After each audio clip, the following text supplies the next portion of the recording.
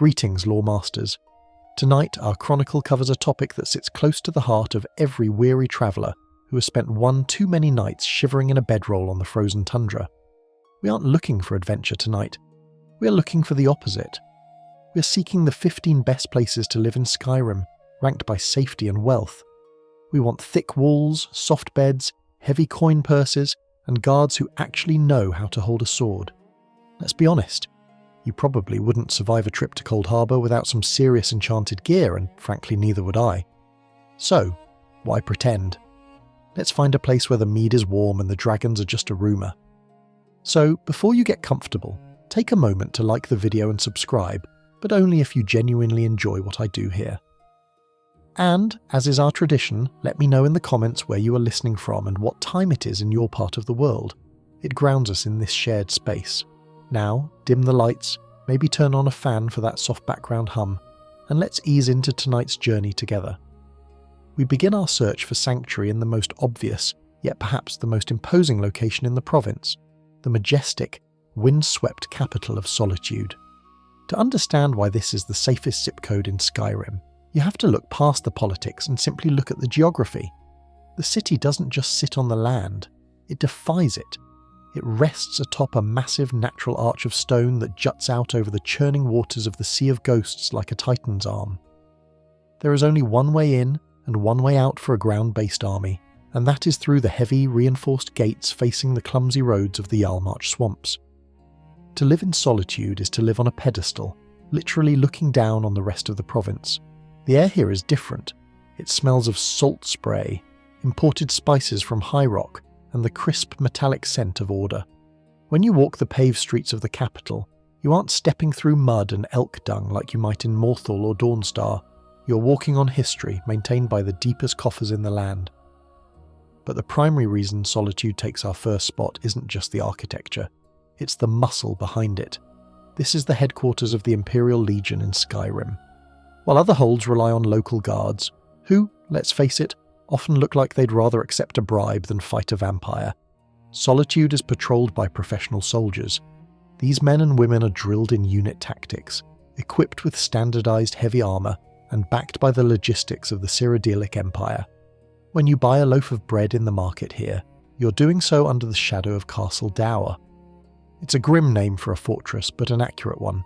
It serves as the nerve centre for General Tullius and the Legion. The mere presence of the general and his staff acts as a deterrent that no bandit clan in their right mind would challenge. You don't see forsworn raids here. You don't see giant attacks. The perimeter is simply too hard. It's a level of security that feels almost stifling to a free spirit, but to a resident looking to sleep through the night without clutching a dagger under their pillow, it is absolute bliss.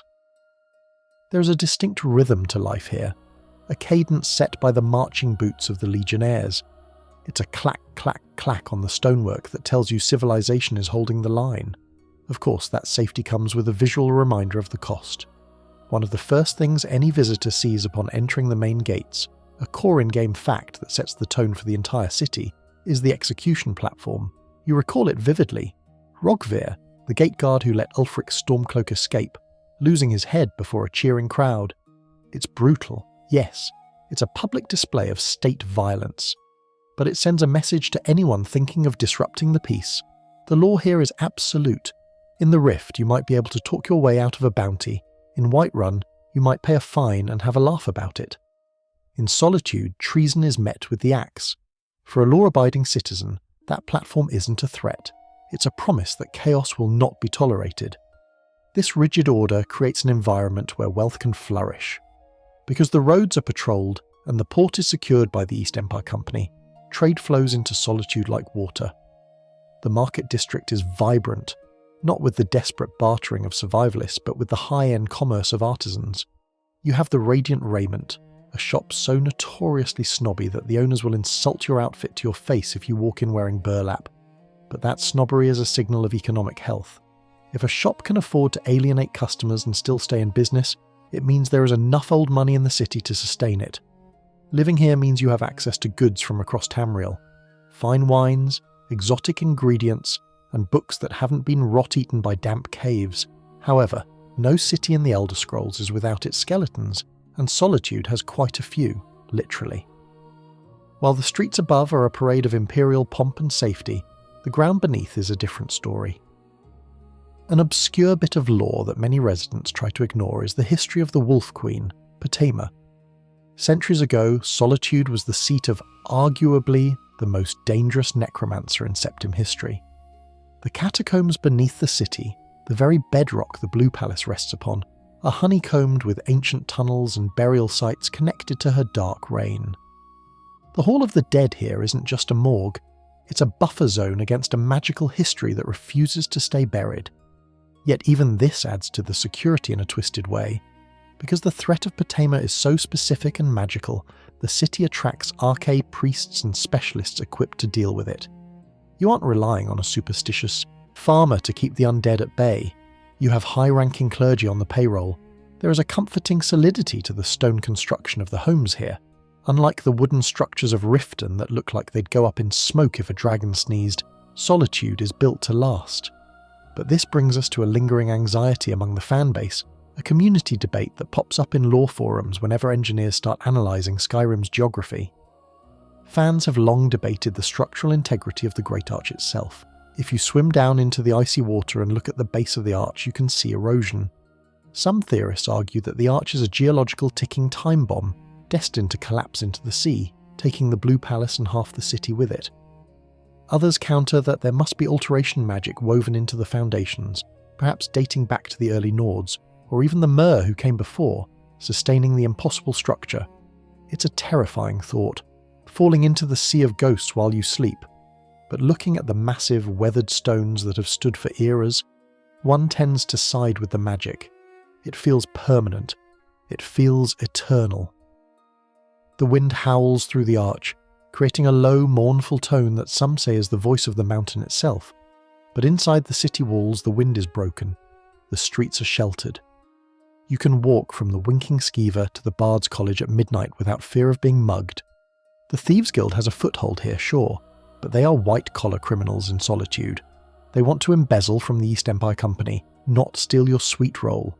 There is also the social safety net provided by the Bard's College. It might seem trivial, but culture acts as a stabilising force. The constant presence of poets, historians and musicians softens the military edge of the city. It means that your neighbours aren't just soldiers and merchants, they are artists. The Burning of King Olaf Festival is a release valve for societal tension, a sanctioned event where the populace can blow off steam in a controlled, safe environment rather than rioting. It's civilised. That is the word that defines Solitude, civilised. And let's consider the Penitus Oculatus. While they are technically the Emperor's personal security detail and focused on grander conspiracies, their presence at the outpost in Dragonbridge and within the city limits adds another layer of elite surveillance. If the Dark Brotherhood wants to operate here, they have to work very, very hard to remain undetected. For the average citizen, this layering of security, hold guards, Imperial legionnaires, and the Emperor's spies, creates a blanket of protection that is suffocating to some, but incredibly reassuring to those with wealth to lose. Living in Solitude means you are part of the machine. You are safe because you are valuable to the Empire.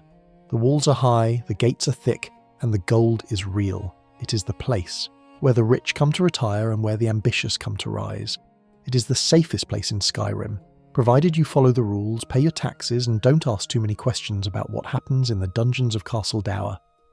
It is a gilded cage, perhaps, but the bars are made of solid gold, and the lock is impenetrable. As the fog rolls in off the sea, blanketing the stone arch in a cold, grey mist, the torches along the avenue flicker to life, pushing back the dark. You're safe here, the Empire is watching. If Solitude is the crown of Skyrim, then Proudspire Manor is the jewel set directly in the centre of the diadem. Moving from the general security of the city streets to the specific sanctity of this residence, we find ourselves standing before a heavy iron-reinforced timber door that screams exclusivity. This isn't just a house, it is a statement. It is a declaration that you haven't just survived the harsh providence of the North, you have conquered it, monetized it, and used the proceeds to buy high thread count linens. When you turn the key in the lock of Proudspire, you're entering the single most expensive piece of real estate available to a private citizen in the province, and every square inch of the architecture is designed to remind you of that fact. Let's talk numbers, because wealth is safety in its most liquid form. To even be considered for ownership here, you need to drop a cool 25,000 gold septims. That is the core in-game fact that separates the adventurers from the tycoons. Think about how many iron daggers you have to forge, or how many ancient Draugr tombs you have to plunder to amass that kind of fortune. For the average Nord farmer selling cabbages for 2 gold apiece, Proudspire is a myth, a place where jarls and thanes drink wine that costs more than a cow. But the price tag buys you more than just square footage. It buys you neighbours who are too rich to rob you. You're situated right next to the Bard's College and just down the street from the Blue Palace. The street traffic here isn't drunken labourers, it's diplomats, courtiers, and aspiring poets humming their latest verses. Upon entering, the first thing that hits you is the silence. The stone walls of Solitude construction are thick, remarkably so. They dampen the noise of the city outside, creating a vacuum of peace. The entryway is grand, spacious enough to park a horse in, though the Homeowners Association probably frowns on that. To your left, a dining area that could seat a war council. To your right, a living space warmed by a hearth that seems to draw perfectly, never filling the room with smoke. Unlike the drafty wooden halls of the Rift, Proudspire holds its heat. It is dry, warm, and smells faintly of dried frost miriam and old parchment. It feels permanent, like a bunker dressed up in velvet. The layout is vertical, a 3-story testament to Solitude's architectural dominance. The basement is a fortress within a fortress. This is where you find the crafting stations, an alchemy lab and an enchanting table, tucked away from the prying eyes of guests. There is a specific kind of safety in being able to brew paralysis poisons and enchant Daedric swords in the privacy of your own home without the town guard asking if you have a permit for those void salts. It allows for a self-sufficient defense. If an assassin were to somehow bypass the gate guards, the city patrol, and your front door, they'd find a homeowner fully prepped with master-level gear forged in the basement. But let's address the elephant in the room, or rather the mannequins in the basement. This brings us to a beloved, if slightly terrifying, subject of community debate. Veteran players know that the mannequins in Skyrim have a notorious habit of moving. You'll walk down to store your dragonplate armour, and the wooden figure will be standing a few feet to the left, or worse, looking directly at you when you swore it was facing the wall. While the developers patch and explain this away as script loading errors, essentially the game loading the mannequins as NPCs before telling them to freeze, the lore community has spun this into a darker theory. Fans speculate that Proudspire Manor, despite its beauty, is subtly haunted. Perhaps the souls of the armour's previous owners linger, or maybe the proximity to Potama's catacombs deep beneath the rock bleeds a little bit of necromantic energy into the foundations. It's a creepy thought that your display cases might be watching you, but in a way it adds to the security. If a thief breaks in, they have to deal with the weeping angels in the basement. Ascending to the top floor, we find the master bedroom. It is spacious, airy, and possesses a door leading to a private patio. This patio is the ultimate luxury feature. From here you can look out over the sea of ghosts, watching the ice floes drift by while you sip hot tea, completely untouchable. However, even in this sanctuary, there is a reminder that safety is never absolute. Resting on a shelf in the master bedroom is an item that serves as our obscure lore tidbit for the evening, a stone of Baranzir, also known as an unusual gem. These gems were stolen from the ceremonial crown of Baranzir centuries ago by the Thieves' Guild. The fact that one is sitting casually in the master bedroom of the most secure house in the most secure city implies one of two things.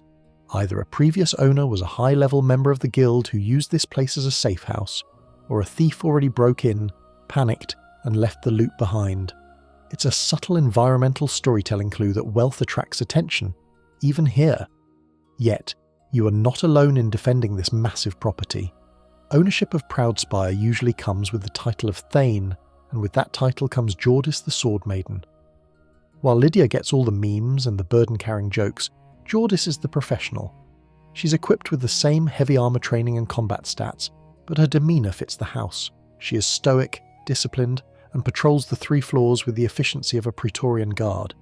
Having a live-in bodyguard who is sworn to die for you is the ultimate amenity.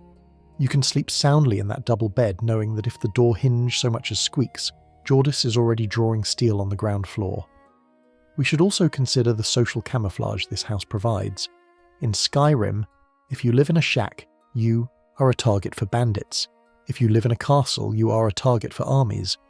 But Proudspire Manor sits in that sweet spot of high society invisibility. You're just another noble. To the Thalmor agents patrolling the city, you are part of the establishment. To the Stormcloaks, you are just an imperial sympathizer to be dealt with later. You blend into the elite fabric of the city. You aren't an outlier, you are a fixture. The cost of furnishing the place is another layer of its rich get richer defense.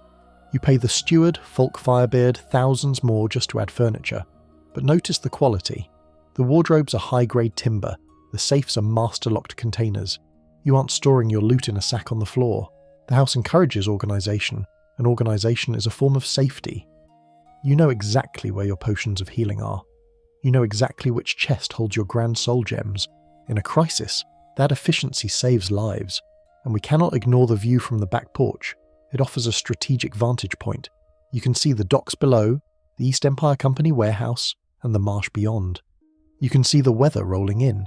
In a world without radar or satellites, having a high vantage point allows you to predict storms, both meteorological and metaphorical.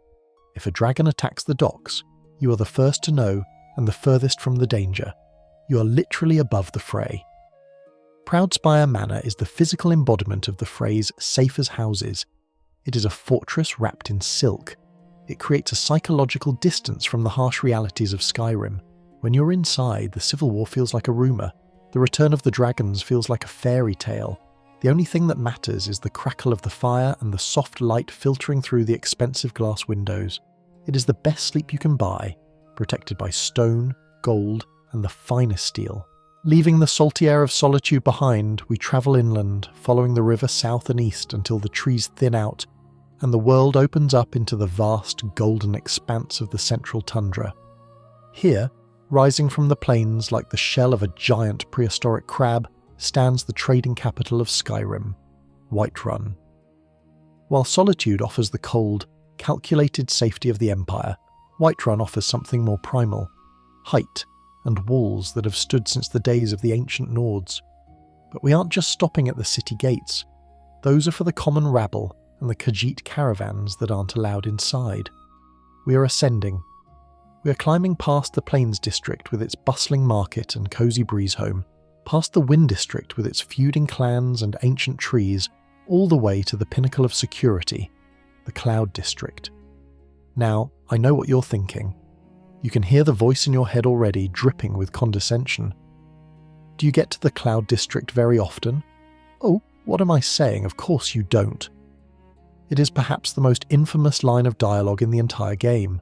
Our core in-game fact for this section, spoken by Nazim, a man who has single-handedly united the entire Skyrim player base in sheer annoyance. But as much as we all love to quick save and fuss rodar him into the stratosphere, Nazim has a point. The Cloud District is exclusive. It is the seat of power, and in a world where dragons are burning villages to ash, exclusivity equates to survival. To understand the safety of this location, you have to appreciate the tiered defense of the city. Whiterun is a defensive layer cake. If an army attacks, they first have to breach the main drawbridge and the outer walls. If they manage that, they are stuck in the Plains District, forced to fight uphill through narrow winding streets that are essentially kill zones for archers. If they push further, they hit the Wind District. But the Cloud District? That sits atop a sheer rock face, accessible only by a long exposed stone staircase that acts as a fatal funnel for any invader. Living here, within the walls of Dragon's Reach or as a guest of the Jarl, puts you at the highest geographic point in the hold. You are physically above the danger. The architecture of Dragon's Reach itself is a marvel of structural engineering and lore. It is a massive wooden structure, one of the largest in Tamriel, yet it feels distinct from the stone dampness of Solitude. It breathes. The great wooden beams creak in the wind, a sound that becomes a comforting lullaby once you realise how sturdy they are. And the name isn't just poetic flourish. This brings us to our obscure lore tidbit. Dragon's Reach was literally designed as a cage. According to the in-game book Olaf and the Dragon, the palace was constructed by Jarl Olaf One-Eye specifically to imprison the dragon Numinex. The massive yoke you see hanging over the Jarl's throne isn't just decoration, It's a functional piece of containment hardware. Think about the peace of mind that offers. In a time when dragons have returned and people are fleeing their homes in terror, you're residing in one of the only buildings in history proven to hold a dragon captive.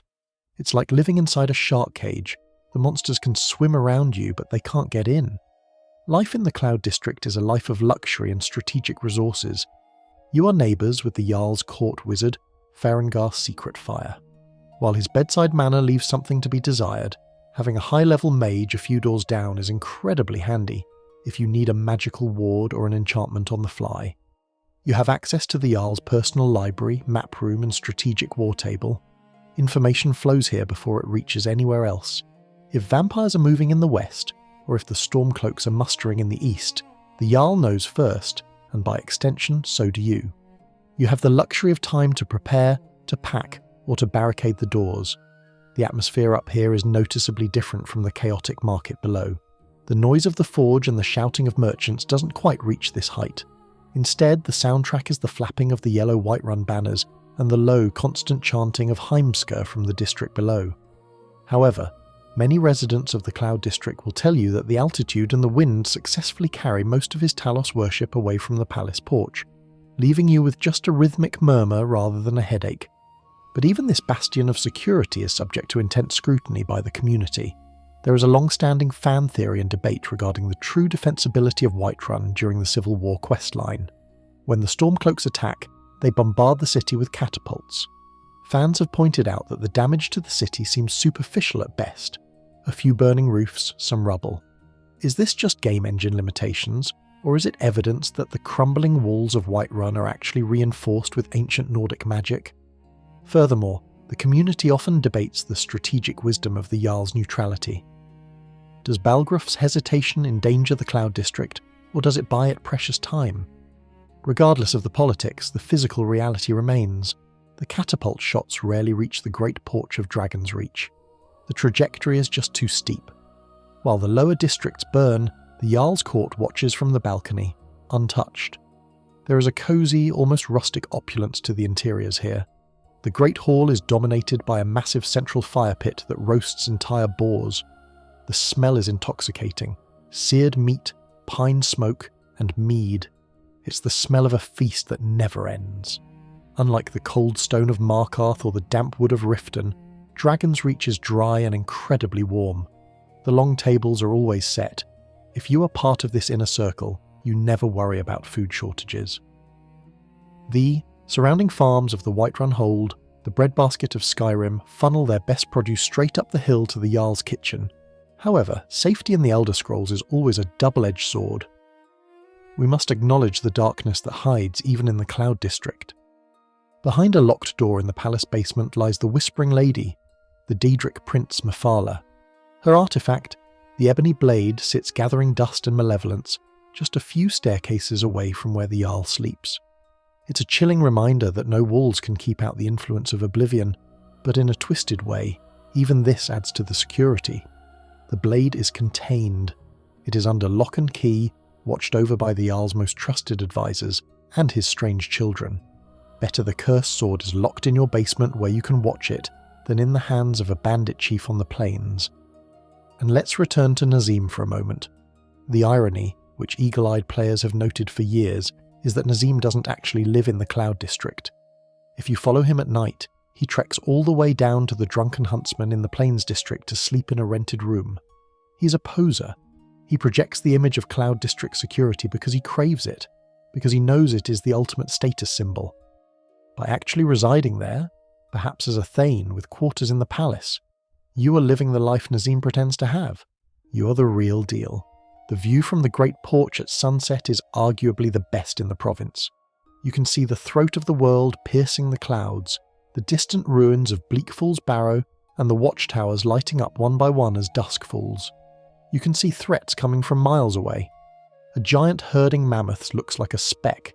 A dragon is a distinct silhouette against the sky, long before it is within shouting range.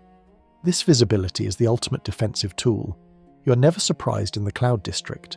So as the night settles over the tundra, and the moons Massa and Secunda rise above the throat of the world, you can stand on that wooden balcony and feel a profound sense of detachment, The troubles of the world are down there, in the mud and the shadows. Up here, amidst the clouds and the dragon bones, the air is thin and clear. The guards patrolling the walkway are the Jarl's personal housecarls, the elite of the elite. You are wrapped in the warm embrace of history, power, and thick Nordic timber. It's good to be the Jarl, but it's almost as good to just be his neighbour. While the Cloud District offers the safety of altitude and political insulation, there is a different kind of security to be found just a few hundred steps down the hill. If Dragon's Reach is the brain of Whiterun, this next location is undoubtedly its heart, and perhaps its fist. We are stepping away from the court wizards and the Jarl's tactical maps and walking toward the sound of singing, the clang of steel on steel, and the distinct earthy smell of a fire that has been burning for 4,000 years. We are talking, of course, about Jorrvaskr, the legendary mead hall of the companions. To the uninitiated, living in a guild hall might sound chaotic. You picture rowdy mercenaries breaking furniture and waking you up at 3 a.m. with drunken boasts, and to be fair, you aren't entirely wrong. But there is a profound difference between chaos and strength. Jorrvaskr represents the latter. It is arguably the safest place in Skyrim simply because of who is sleeping in the bunk next to you. In a land teeming with bandits, necromancers and dragons, there is no better insurance policy than living with the 50 toughest warriors in the province. If you are a member of the companions, you are family, and nobody messes with the family. The architecture itself tells you everything you need to know about the durability of this living arrangement. This brings us to a fascinating piece of obscure lore that often gets overlooked as players rush to get their first quest. Jorrvaskr is not just a building styled to look like a boat, it is a boat. It is the original hull of one of the ships that carried Ysgramor and his 500 companions from Atmora to Skyrim in the Merethic era. When they arrived, they didn't build a house. They flipped their ship over and lived under it. The city of Whiterun didn't exist yet. The city was built around the hall. This means you're sleeping inside a structure that has survived the erasure of the Snow Elves, the Dragon War, the collapse of the Riemann Empire, and the Oblivion Crisis. If wood could talk, these beams wouldn't just tell stories, they would scream war cries. Living here is an immersion in the old ways. The main hall is a sensory masterpiece.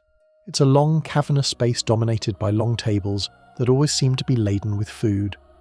There is a communal aspect to the safety here.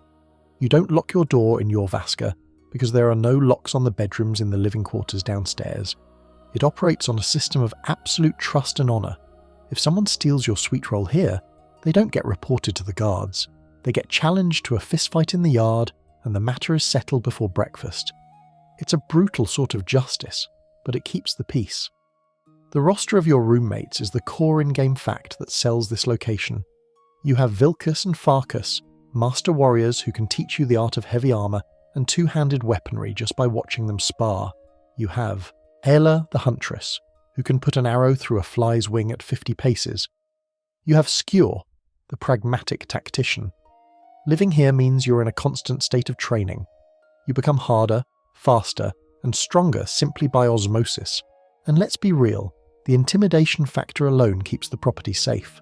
Town guards, who are usually brave enough to fight dragons, walk past Jorrvaskr with a distinct eyes forward, don't make eye contact energy. They know that if a brawl spills out of those double doors, the best they can do is wait for the dust to settle and ask if anyone needs a healing potion. But the true secret of Jorrvaskr's security lies in the basement, or rather, in the blood of its inner circle. This is where the safety rating goes from highly secure to terrifyingly absolute. As you rise through the ranks, you learn that the leaders of the companions are werewolves. Now, living with werewolves might sound like a health hazard. The smell of wet dog is something you probably just have to get used to, but consider the tactical advantage. If a vampire lord or a high-level dragon decides to attack Whiterun, the Jarl will send guards. The companions? They will unleash 5 raging beasts that can tear through ebony armour like it's wet paper. You are living in a house protected by apex predators who are fiercely loyal to their pack. That is a level of home security that no amount of gold can buy. However, this lycanthropy brings us to one of the most heated community debates in the Elder Scrolls fandom, the price of power.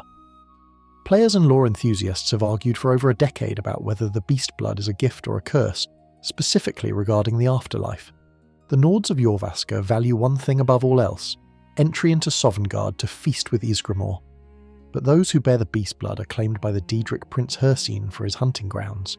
Is the safety and power you gain in life worth forfeiting your eternal soul? Codlac Whitemane certainly didn't think so, spending his final days desperately seeking a cure. Yet, Aella embraces it, viewing the eternity of the hunt as a glorious destiny. It's a heavy philosophical question to ponder while you're eating your venison stew, but it adds a layer of tragic depth to the camaraderie. You're safe today, but at what cost for tomorrow? Let's step outside to the back porch for a moment. Here lies the Skyforge, an ancient eagle-shaped forge that predates even the elves.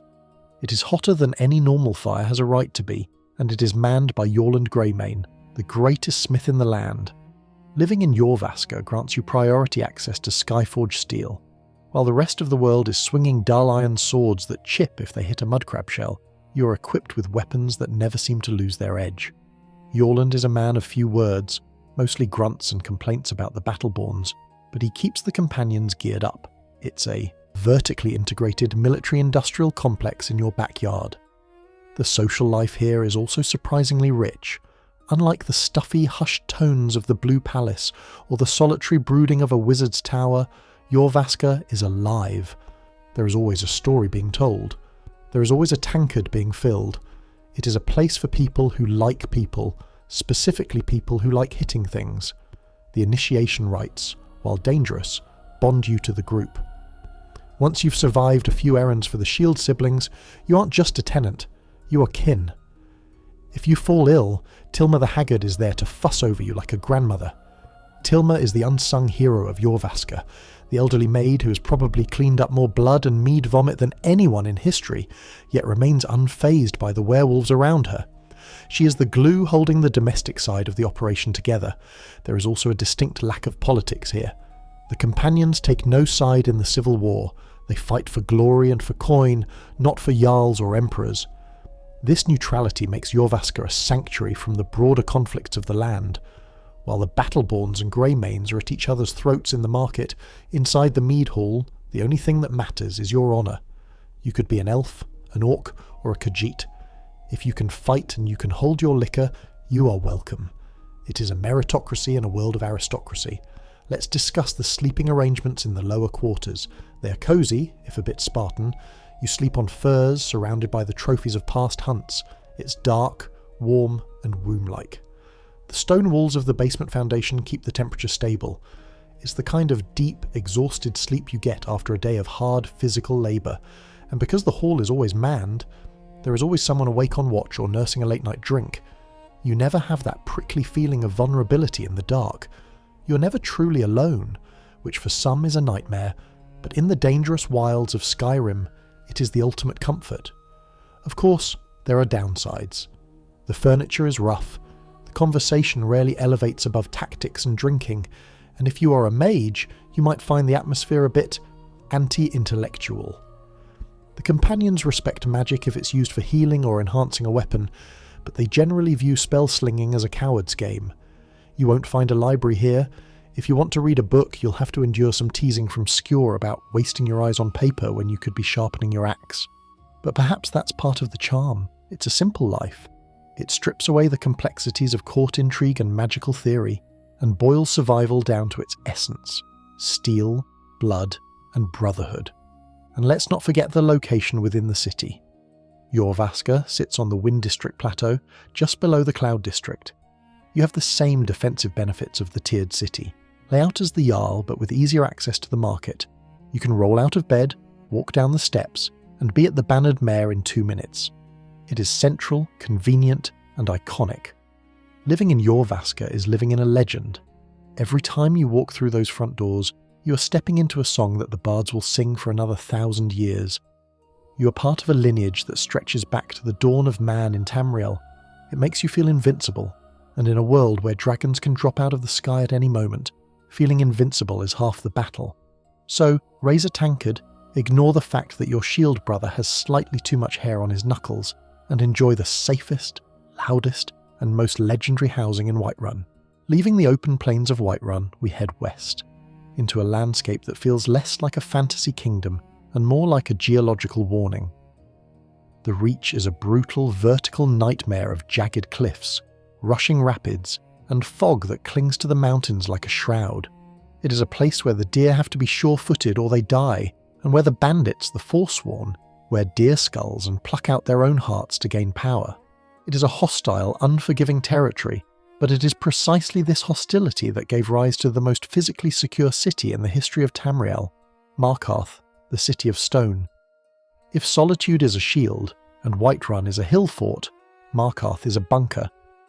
When we talk about safety in the Fourth Era, we have to talk about the primary threat: dragons. A dragon can burn Solitude's docks. A dragon can turn Riften's wooden boardwalks into a bonfire in seconds. Even Whiterun's Great Dragon's Reach is made of timber that, while ancient, is fundamentally flammable. Markarth, however, laughs at fire. It is carved directly into the living rock of the Druidach Mountains. There is no thatch to catch a spark. There is no wood to rot. The walkways are stone, the houses are stone, and the beds are, well, stone. You invest in a lot of pillows when you live here. The core in-game fact that defines Markarth's safety rating is this distinct Dwemer architecture. The city wasn't built by Nords stacking rocks. It was carved by the dwarves, the Dwemer, thousands of years ago. Their engineering was so advanced that modern Tamriel still can't replicate it. The stone here is seamless. It doesn't crumble.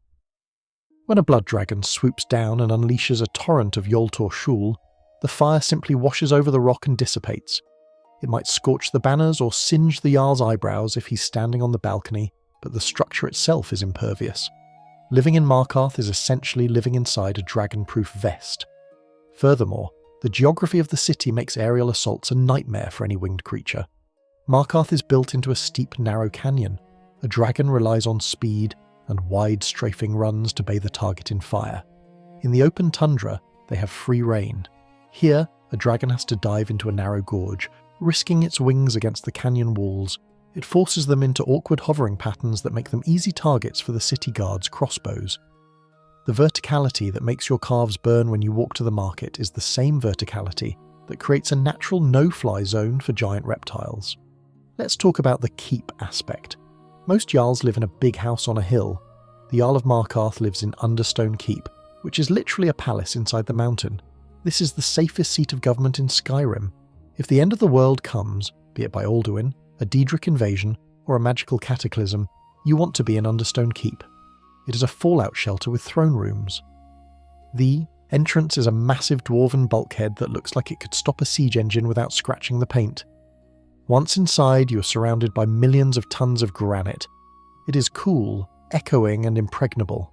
However, the history of this stone fortress brings us to our obscure lore tidbit for the section. While most citizens simply call it Markarth, the city is built upon the ruins of the great Dwemer city-state of Nchuanzel. The lore tells us that the city we see is just the surface level, the tip of the iceberg. Deep beneath the residential districts lie vast, automated factories and armories that have been churning in the dark since the First Era. The steam you see venting from the pipes in the streets isn't just for atmosphere, it's exhaust from active machinery deep below that is likely keeping the mountain stable. You are living on top of a giant dormant machine. In a way, the city is alive, humming with a tonal architecture that may very well be repelling structural collapse through sound frequencies we can't even hear. But is the stone truly safe? This leads to a massive community debate that has raged since 2011. The Forsworn claim versus the Nord occupation. The Markarth incident, where Ulfric Stormcloak retook the city from the Reachmen, is the inciting incident for the entire civil war. Fans argue endlessly about who the good guys are here. The Nords bring order and trade, but they enforce it with a brutality that rivals the Empire. The Forsworn are native to the land, but their methods, Daedra worship and terrorism, make them terrifying neighbours. If you live in Markarth, you are living in occupied territory. The city guards are arguably the most corrupt in the game, often acting as enforcers for the Silverblood family rather than protectors of the peace. This corruption creates a unique paradox of safety. You're perfectly safe from external threats. No army can take Markarth. Tiber Septim himself had to rely on shouting down the walls, or at least the voice played a role in his conquests, because conventional siege tactics don't work here. But internally, you have to know who to bribe. Safety in Markarth is a transaction. If you are wealthy, and if you're looking for the best place to live, we assume you are, you align yourself with the Silverbloods. You pay your dues, and suddenly the city is the safest place on earth. The corrupt guards become your personal security detail. The stone walls protect your assets. It's a mafia-run paradise, but a paradise nonetheless.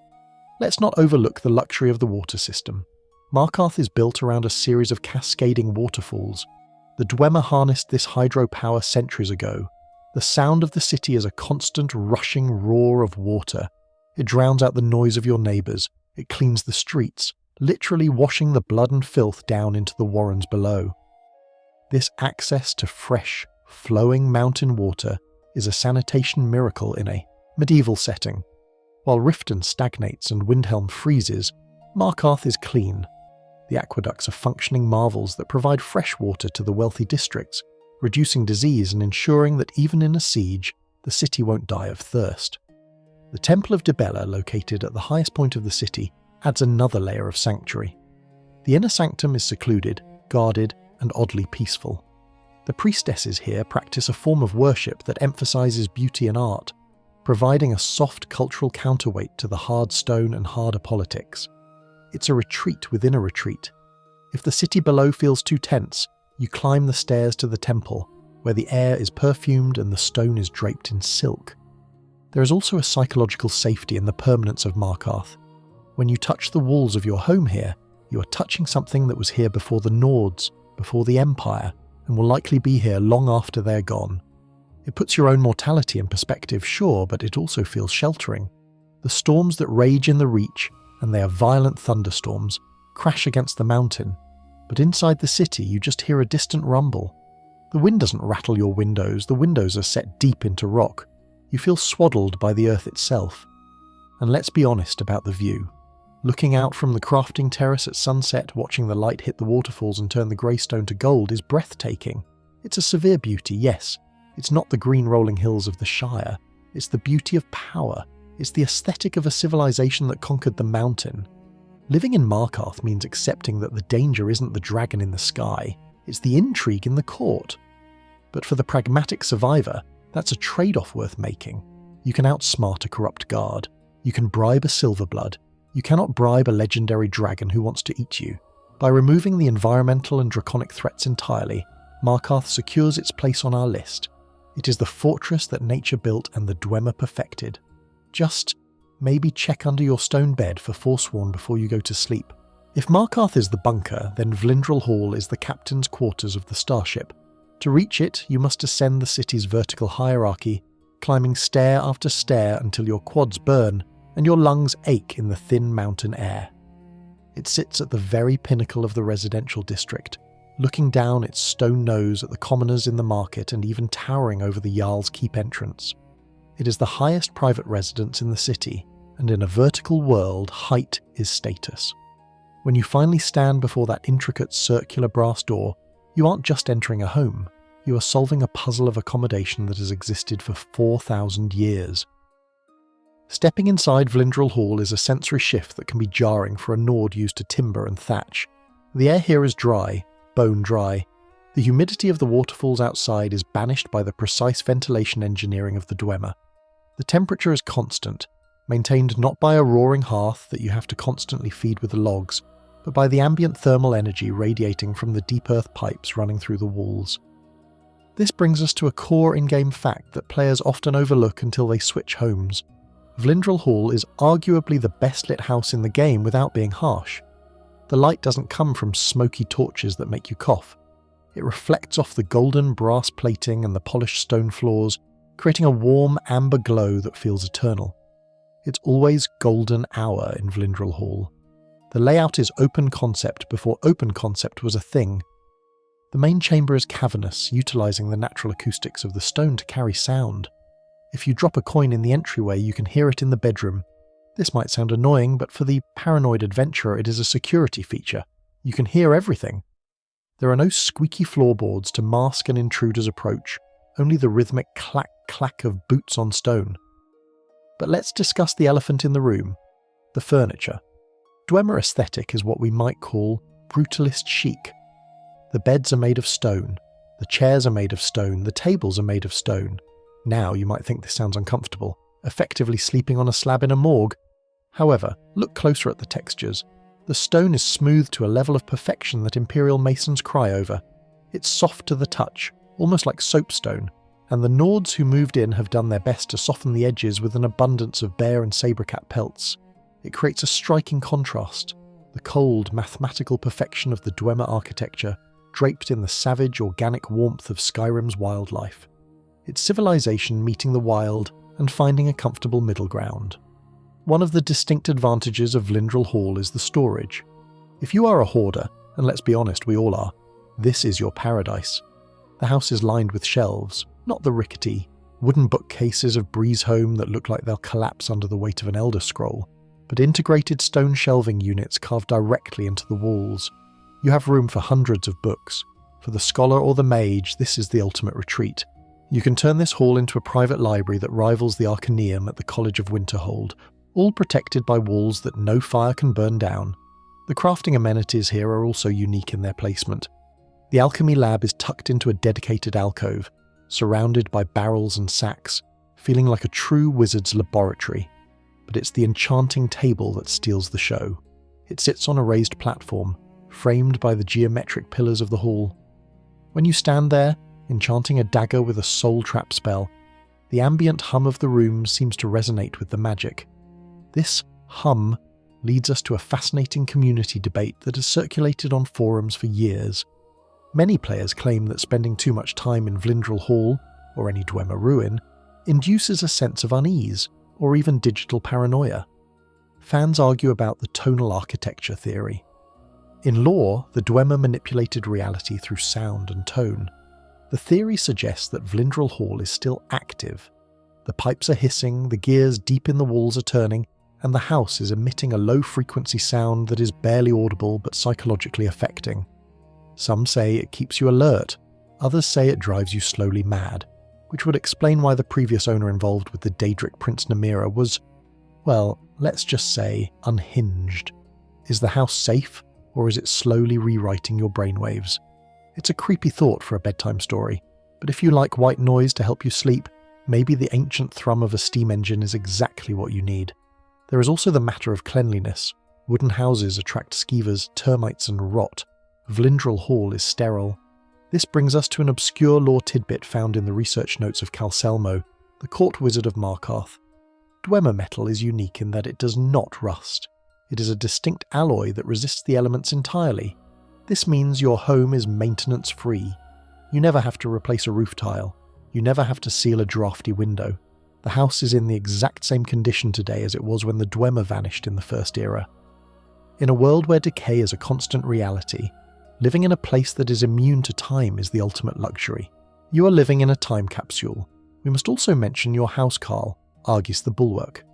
If Jordis in Solitude is a professional soldier, Argis is a bouncer. He is a massive Nord with one missing eye, in spirit if not in model, who looks like he has seen every bar fight in the Reach. He fits the house. He is hard, immovable and silent. He spends his days patrolling the stone floors, his heavy armour clanking in rhythm with the steam pipes. Having Argis guarding your front door is like having a stone golem on the payroll. He doesn't just stop threats, he blocks the entire hallway. The bedroom is located at the back of the hall, providing the deepest level of security. It is separated from the main living area by a long corridor, ensuring that even if someone breaches the front door, they have a long walk before they get to you. And right next to the bed, a mannequin. Yes, another one. But in Vlindrel Hall, the mannequins feel less like haunted dolls and more like sentinels. They stand on raised pedestals looking like dormant Dwemer centurions waiting for an activation command. It adds to the feeling that you are the commander of this fortress. But the real reason you buy Vlindrel Hall is the porch. While Proudspire Manor has a patio, Vlindrel Hall has an observation deck. Stepping out the side door, you are greeted by the roar of the waterfalls and a view of the entire city basin. But unlike the exposed porches of other homes, this one is shrouded in the mist from the falls. It's private. You can stand there wrapped in a fur cloak watching the guards patrol the walkways below, and nobody thinks to look up. You are a ghost in the machine. You are part of the mountain. There is a peculiar safety in the foreignness of the architecture. A thief knows how to pick a wooden door lock. They know how to pry open a shutter. But a Dwemer door? That's a complex mechanism of gears and hydraulics. To the average bandit, Vlindrel Hall looks less like a house and more like a vault they aren't smart enough to crack. It intimidates them. It signals that whoever lives here understands things that the common folk do not. It signals that the owner might be a sorcerer, a scholar, or someone very, very rich. And fear is a powerful deterrent. Living in Vlindrel Hall isn't cosy in the way a hobbit hole is cosy. It doesn't hug you. It contains you. It is a vessel. It feels like you are living inside a very expensive, very safe clock. The walls are thick enough to stop a shout. The floor is solid enough to withstand a warhammer blow. It is the safest house in the safest city, provided you don't mind the feeling that the walls are watching you, and that somewhere, deep in the pipes, the house is still waiting for its original masters to come home. But until they do, it's all yours. And the rent is free once you pay the blood price to the Jarl.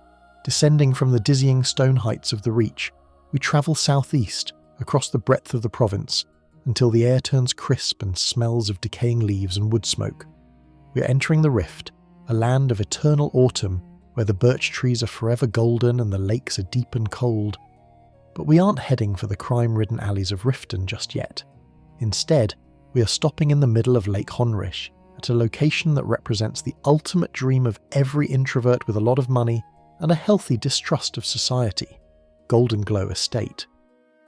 While other locations on our list rely on city walls or mountain ranges for protection, Goldenglow relies on a much simpler, more elegant geographic feature, a moat, and not just a ditch filled with mud, but a massive, freezing lake surrounding a cluster of private islands.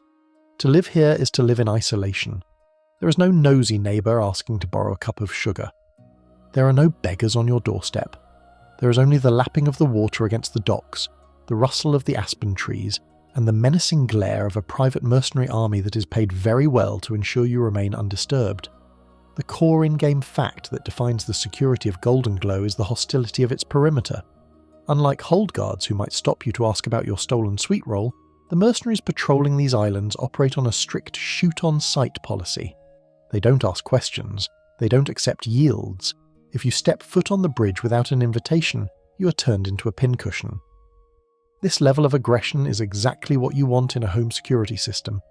It's the Skyrim equivalent of a "trespassers will be eaten" sign, but the sign is holding a steel mace. The estate is accessible by only 2 narrow wooden bridges, creating natural choke points that a handful of archers can hold against an entire bandit clan. It is a tactical masterpiece of landscaping. But Goldenglow isn't just a fortress, it's a factory. It is the primary source of honey for the Blackbriar Meadery, which effectively makes it the fuel source for the entire economy of the Rift. This brings us to the apiaries. On the smaller islands surrounding the main house, you find rows of beehives buzzing with activity. In a world where sugar is rare and mead is the water of life, honey is liquid gold. Living here means you're sitting on a renewable resource that never devalues. You aren't just safe, you're essential. Even the Thieves Guild in their prime hesitated to burn this place down completely because the honey was too valuable to destroy. You're protected by your own economic leverage. Let's move inside the manor. The interior of Goldenglow is a stark contrast to the rustic, somewhat dingy aesthetic of Riften. It is plush. The floors are covered in expensive red carpets that muffle your footsteps. The furniture is high-end, likely imported from Cyrodiil before the borders got messy. It feels like a diplomat's residence. The main hall is 2 stories tall, with a balcony overlooking the dining area, allowing the master of the house to look down on his guests, or his enemies, while sipping a glass of the reserve batch. It is a house designed for someone who enjoys the finer things and wants to enjoy them in absolute privacy. However, the current owner, Aringoth, adds a layer of frantic paranoia to the estate that is actually quite instructive for our purposes. Aringoth is a high elf, an Altmer, living in a Nord-dominated region, running a business that cuts out the local mafia. To survive this, he has turned the second floor into a panic room. He barricades himself in the master bedroom surrounded by his personal guards. While this is bad news for him when the Dragonborn comes knocking, for a prospective buyer, it shows the potential of the layout. The master suite is defensible. It has clear sightlines to the door. It is the final fallback point in a castle made of wood and wealth. Now we must address an obscure lore tidbit that drives the collectors in the community absolutely wild. Hidden within the estate, often found in the bedroom or the basement, is a bee in a jar. On the surface, it's just a bug in a glass container. But if you look closely at the lid of the jar, there are runic inscriptions. This item is part of the bug in a jar mystery, a puzzle that has baffled players for over a decade. There are 5 such jars in the game: bee, butterfly, moth, torchbug, dragonfly, each with unique runes. For years, fans tried to decode them, believing they pointed to a massive hidden quest, a way to summon a secret boss, or even a map to delete the Thalmor from existence. This leads to a fascinating community debate and fan theory regarding the Thalmor connection. Some theorists believe the runes are an encoded message from the Thalmor, and that Aringoth isn't just a honey merchant but a sleeper agent or a defector. Why else would a high elf be holed up in a fortress in the Rift, protected by mercenaries, refusing to deal with Maven Blackbriar? Is Goldenglow actually a Thalmor listening post? Or is Aringoth hiding from the Thalmor? The theory suggests that the estate is designed not just to keep thieves out, but to keep political assassins at bay. The isolation, the guards, the frantic behaviour, it all points to a man who knows too much. Living here adds a layer of spy thriller intrigue to your bedtime routine. You aren't just a homeowner, you're a keeper of secrets. Despite the intrigue, the physical location offers a serene beauty that is hard to match. Lake Honric is one of the largest bodies of water in Skyrim. The view from the back porch of Goldenglow is spectacular. You look out over the water to the mist-shrouded mountains in the south, towards the border of Cyrodiil.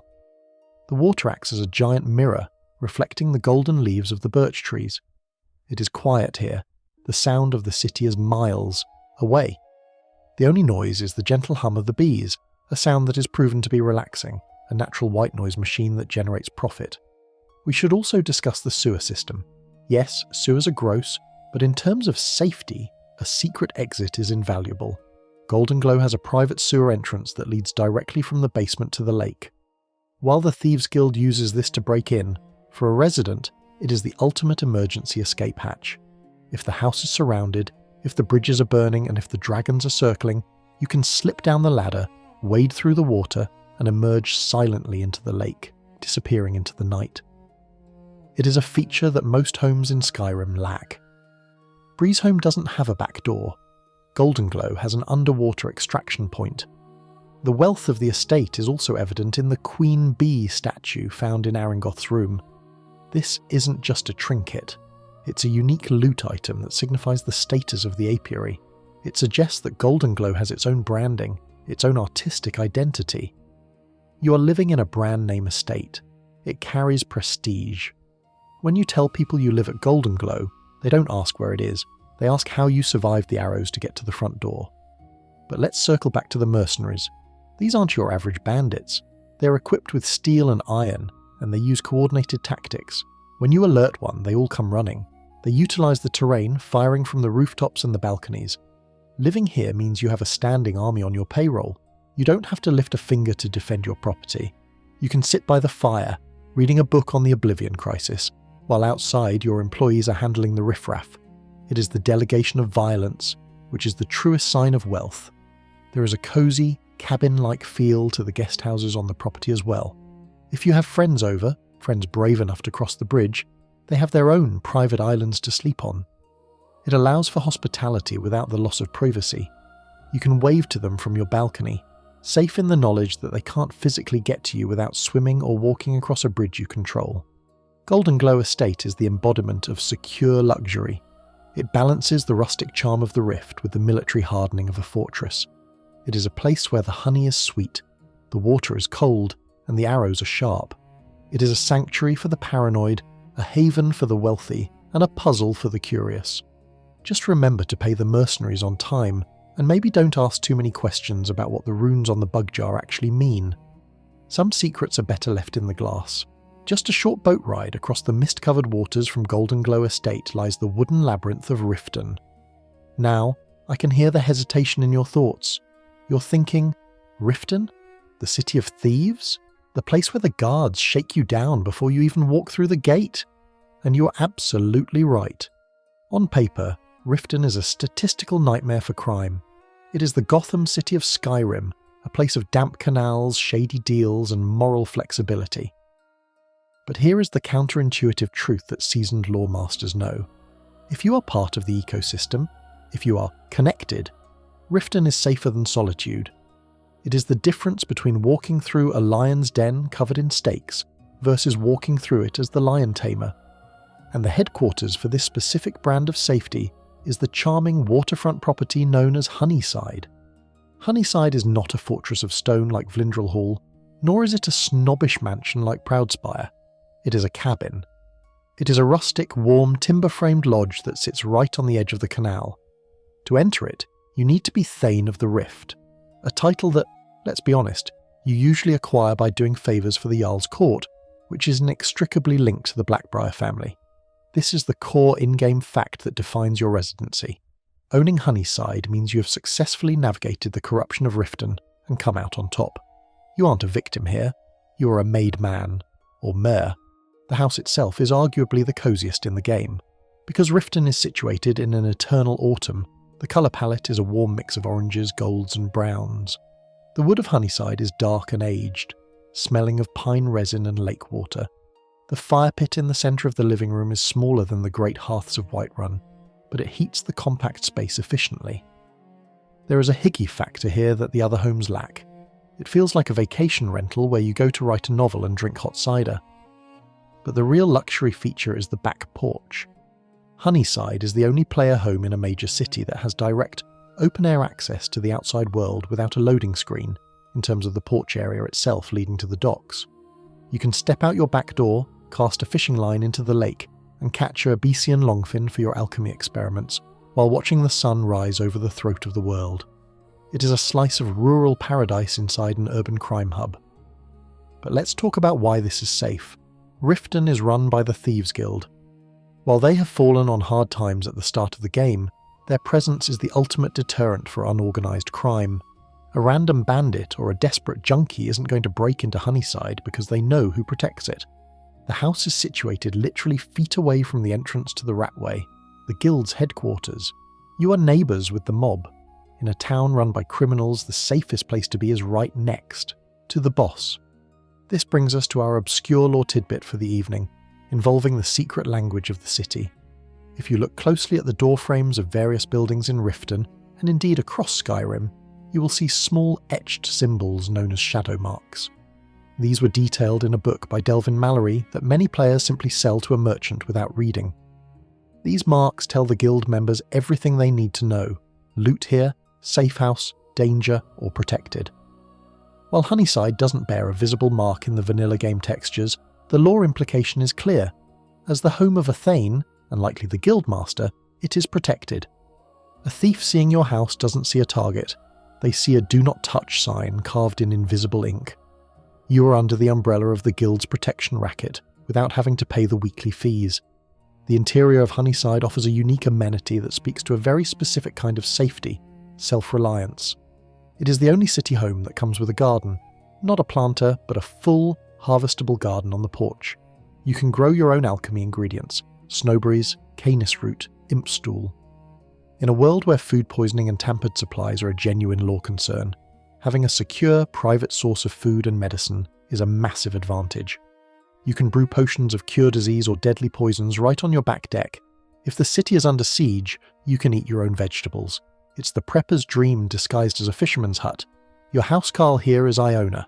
If Argies is a bouncer and Jordas is a soldier, Iona is intense. She has a distinct edge to her voice, a sharpness that fits the rift. She spends a lot of time in the basement, near the enchanting table and the weapon racks. The basement of Honeyside is surprisingly spacious, a stark contrast to the cosy upper floor. It feels like a bunker. It's where you store the things you don't want the Jarl's guards to see. Having Iona down there, guarding your stash of stolen goods and enchanted weapons, feels appropriate. She knows the score, she knows this is Riften. She isn't going to report you for having a few too many jewels that don't belong to you. However, the safety of Riften is a politically charged topic, leading to one of the fiercest community debates in the game's history, the Maven Blackbriar dilemma. Fans have argued for years about the morality and practicality of the Civil War outcome in Riften. If the Stormcloaks hold the city, you have Jarl Layla Lawgiver. She is well-meaning but spectacularly incompetent, seemingly oblivious to the fact that Maven runs her city. If the Empire takes over, Maven becomes Jarl officially. The debate is this: is it safer to live under a fool or a tyrant? Under Layla, the corruption is chaotic and messy. Under Maven, the corruption is streamlined, corporate, and absolute. For a resident of Honeyside, the uncomfortable truth is that Maven is the better option for personal safety. Maven values order because order is good for business. She doesn't want riots, she wants profits. If you are on her good side, and as a Thane living in Honeyside, you're protected by the most powerful woman in Skyrim.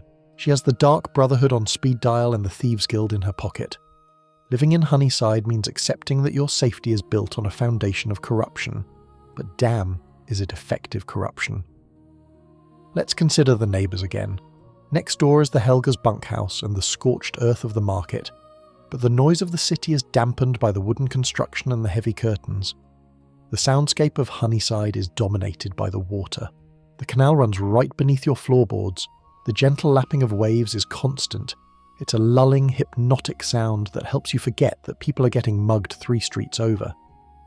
It's a sensory disconnect. You're in the city, but not of the city. There is also the strategic escape route. Because of the porch access to the lake, you're never trapped. In Whiterun or Solitude, if the gates are blocked, you're stuck. In Honeyside, if the city falls, you jump in your boat or swim, and you're gone. You can disappear into the vast network of rivers and lakes that make up the Rift. You can head south to Cyrodiil or east to Morrowind. You have a back door to the entire continent. The basement also houses an alchemy lab and an enchanting table, standard for these homes, but in Honeyside they feel more utilised. The Rift is a place of herbs and magic. The forests outside are teeming with ingredients. Living here encourages a lifestyle of gathering and crafting. You aren't just buying safety, you are crafting it. You are brewing invisibility potions for those just-in-case moments. And we cannot ignore the aesthetic of the fog. In the mornings, a thick grey mist rolls off the lake and swallows the lower boardwalks. From your porch, the world disappears. You are floating in a grey void. For someone seeking anonymity, this is perfection. If you are a retired adventurer with a bounty on your head in other provinces, Riften is the place to vanish. The guards are too lazy to look for you, and the fog hides your face. Honeyside is the choice for the realist. It acknowledges that Skyrim is a dangerous, broken place, and decides that the best way to survive isn't to hide behind a wall, but to shake hands with the danger. It's a house that says, I know people, it's warm, it's private, and it has the best fishing spot in the north. Just remember to keep your voice down when discussing business on the porch. The fish aren't listening, but the Argonians working the docks might be. Leaving the eternal autumn and moral flexibility of the Rift, we travel north, trudging through the snow-choked passes of Hjaalmarch until the world turns into a monochrome landscape of white and grey. We are approaching the City of Kings, the oldest human city in Skyrim, Windhelm. If Solitude is the polished imperial present of the province, Windhelm is its ancient, rugged past frozen in time. It is a fortress of black stone that rises from the ice, defying the howling winds of the Sea of Ghosts, and nestled within the most exclusive district of this fortress, sitting in the literal shadow of the Palace of the Kings, is the manor known as Hjerim. To speak of Hjerim is to speak of contradictions. It is without a doubt the most spacious, grand, and architecturally impressive private residence available to the Dragonborn, but it is also the only house on the market that requires a hazmat team before you can move in. This brings us to the core in-game fact that defines the Hjerim experience, the clean-up upgrade. Unlike other homes where you pay the steward to add a child's bedroom or an alchemy lab, in Windhelm you must explicitly pay your leaf, the Jarl's steward, to clean up the murderer's mess. You're buying a crime scene. You're purchasing the former lair of the Butcher of Windhelm. Most real estate agents would call this a deal breaker, but in the harsh climate of the north, we call it a fixer-upper with character. Once the blood is scrubbed from the floorboards and the questionable bones are removed from the altar, Hjerim reveals itself to be a masterpiece of Atmoran design. The sheer square footage is staggering. You walk into a great hall that feels less like a living room and more like a mead hall in miniature. The ceilings are vaulted, supported by massive dark timber beams that have likely held up that roof since the First Era. The stone floor is cold, yes, but it is covered in thick, expensive rugs that bespeak the wealth of the previous owners. This was the home of Frigga Shattershield before her tragic end, a daughter of one of the wealthiest clans in the city. You're stepping into old money territory. The layout of Hjerim offers a kind of safety that comes from sheer capacity. The kitchen alone is the size of Breezeholm's entire ground floor. It is stocked with sacks, barrels, and hanging game, suggesting a household that is prepared to wait out a siege. And given Windhelm's history and current political situation, waiting out a siege is a very real possibility. The house is designed for long winters. The hearths are enormous, roaring beasts of stone that radiate heat into the far corners of the rooms. When the blizzard is raging outside, and in Windhelm it is always raging, Hjerim remains a warm, dry sanctuary. But let's discuss the location. You're living in the Valenstrad, the Avenue of Valor. Your neighbours are the Shattershields and the Cruel Seas, the aristocracy of the Nord resistance. More importantly, you are right next door to Ulfric's Stormcloak. The Palace of the Kings is mere steps away. This proximity provides a formidable shield. The Palace Guard, the elites of the Stormcloak army, patrol this district heavily. No pickpocket or thug is going to try their luck in the High Quarter when Galmar Stonefist is pacing the street outside. If you're allied with the Stormcloaks, this is the safest place in the world. You're at the heart of the rebellion, surrounded by thousands of soldiers who consider this city their holy grail. However, this safety is selective, which leads us to one of the most intense community debates surrounding the game: the segregation of Windhelm. Fans and lore enthusiasts have argued for over a decade about the morality of living in Hjerim, while the Grey Quarter exists just down the hill. Windhelm is a city divided. The Dunmer refugees are forced to live in the slums of the Grey Quarter, and the Argonians are locked out on the docks. By purchasing Hjerim, are you endorsing Ulfric's nationalist policies?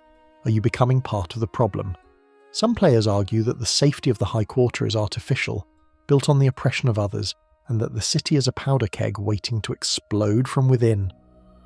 Others argue that from a pure survivalist perspective, the politics don't matter, the thick walls and the guards do. It's a heavy thought to carry as you sip your mead by the fire, knowing that a few hundred yards away your neighbours are freezing in squalor. Inside the house, the amenities are top tier, particularly for the combat-oriented adventurer. Hjerim boasts the best armoury room in the base game. It is a dedicated space lined with mannequins, weapon racks, and display cases. It allows you to display your conquests not just as trophies, but as an arsenal. In the event of a home invasion, you aren't scrambling for a weapon. You're surrounded by Daedric warhammers and ebony shields. It turns your home into a fortress, and then there is the secret room. This is our obscure lore tidbit for the section. Behind a false back panel in one of the closets lies a hidden chamber. Originally used by Calixte Corium for his gruesome necromantic experiments to resurrect his sister, this space is repurposed by the player into an alchemy and enchanting laboratory. But the lore implications of the room remain. The fact that a house in the High Quarter, right under the nose of the Jarl, could hide a necromancer's abattoir for so long speaks to the thickness of the walls and the privacy of the estate. It is a perfect safe room. If the city is breached, you can retreat behind the false panel. It is soundproof, secluded, and historically proven to go unnoticed by the authorities. The atmosphere of Windhelm adds a layer of psychological hardening to the resident. The wind is a constant character here. It howls through the stone streets, whistling through the cracks in the ancient masonry. But inside, Hjerim, the silence is profound. The stone blocks used to build this city are massive, quarried from the mountains of Eastmarch. They block out the wind, the noise of the market, and the shouting of the guards. When you close the front door, the world goes away. You're left with the crackle of the fire and the creak of timber. Your housecarl here is Calder, a Nord warrior who looks like he was carved out of the same granite as the city. He is a man of few words, even for a housecarl. He spends his time patrolling the vast emptiness of the house, looking small against the scale of the architecture. There is a rugged competence to him. He fits the aesthetic of Windhelm, hard, cold, and unbreakable. Having him watch the door feels like having a statue come to life to defend you. We should also consider the strategic value of the city's geography. Windhelm is arguably the most defensible city in Skyrim from a military standpoint. The only land approach is across a long narrow bridge that acts as a fatal funnel for any attacking army. The city itself is a maze of narrow streets and high walls, designed to be fought in house to house. If you live in Hjerim, you are in the citadel of the citadel. You are in the last place that would fall. Even if the Empire breaches the gates, they have to fight their way up the tiered city to get to you. There is a ghostly elegance to the upstairs master bedroom. It is spacious, with a massive double bed that looks like it could sleep a giant. The windows are narrow slits, arrow loops really, that let in slivers of pale, wintry light. It's not the warm, golden light of Solitude or the dappled forest light of Riften. It is a blue, cold light. It reminds you that you are in the north, the true north. It's a harsh beauty, but a beauty nonetheless. Buying Hjerim is a statement that you have conquered the elements. You aren't afraid of the cold, you aren't afraid of the ghost of the past. You are claiming your place in the halls of Ysgramor's heirs. It is a house for a warrior king or a warrior queen. It feels heavy. The furniture is heavy, the doors are heavy, the history is heavy, and let's not forget the secret entrance factor that comes with the lore of the city itself. The sewers and the layout of the city are ancient. While not directly connected to Hjerim in the game mechanics, the lore suggests that Windhelm is honeycombed with old tunnels and escape routes used during the wars of the First Era. Living in the oldest quarter implies access to secrets that are forgotten by modern Nords. You are sitting on top of history. Hjerim is not for the faint of heart. It requires you to look past the bloodstains, metaphorical and literal, and see the fortress beneath. It offers the most square footage, the best armory, and the most powerful neighbours. It is the safest place in Skyrim, provided you're on the right side of the war, and provided you don't mind the occasional chill that has nothing to do with the weather. It is a tomb for the living, but a very, very comfortable one. Leaving the imposing, blood-soaked stones of Windhelm, we travel south and west, shedding the biting frost of the old holds for something softer, greener, and deceptively peaceful. We are entering the pine forests of Falkreath, a region where the trees are tall, the shadows are long, and the moss grows thick on the ancient cairns. We are done with city living. We are done with guards who complain about their knees and neighbours who complain about the noise. We are embracing the frontier spirit. We are heading to the shores of Lake Ilinalta to discuss a property that isn't just bought, but forged, Lakeview Manor. This brings us to a fundamental shift in our search for safety. Up until now, we have relied on the architectural choices of long-dead architects, imperial walls, Dwemer stone, Nordic timber. But Lakeview Manor represents the Hearthfire philosophy. If you want something done right, do it yourself. The core in-game fact that sets this location apart is the sheer level of agency you have.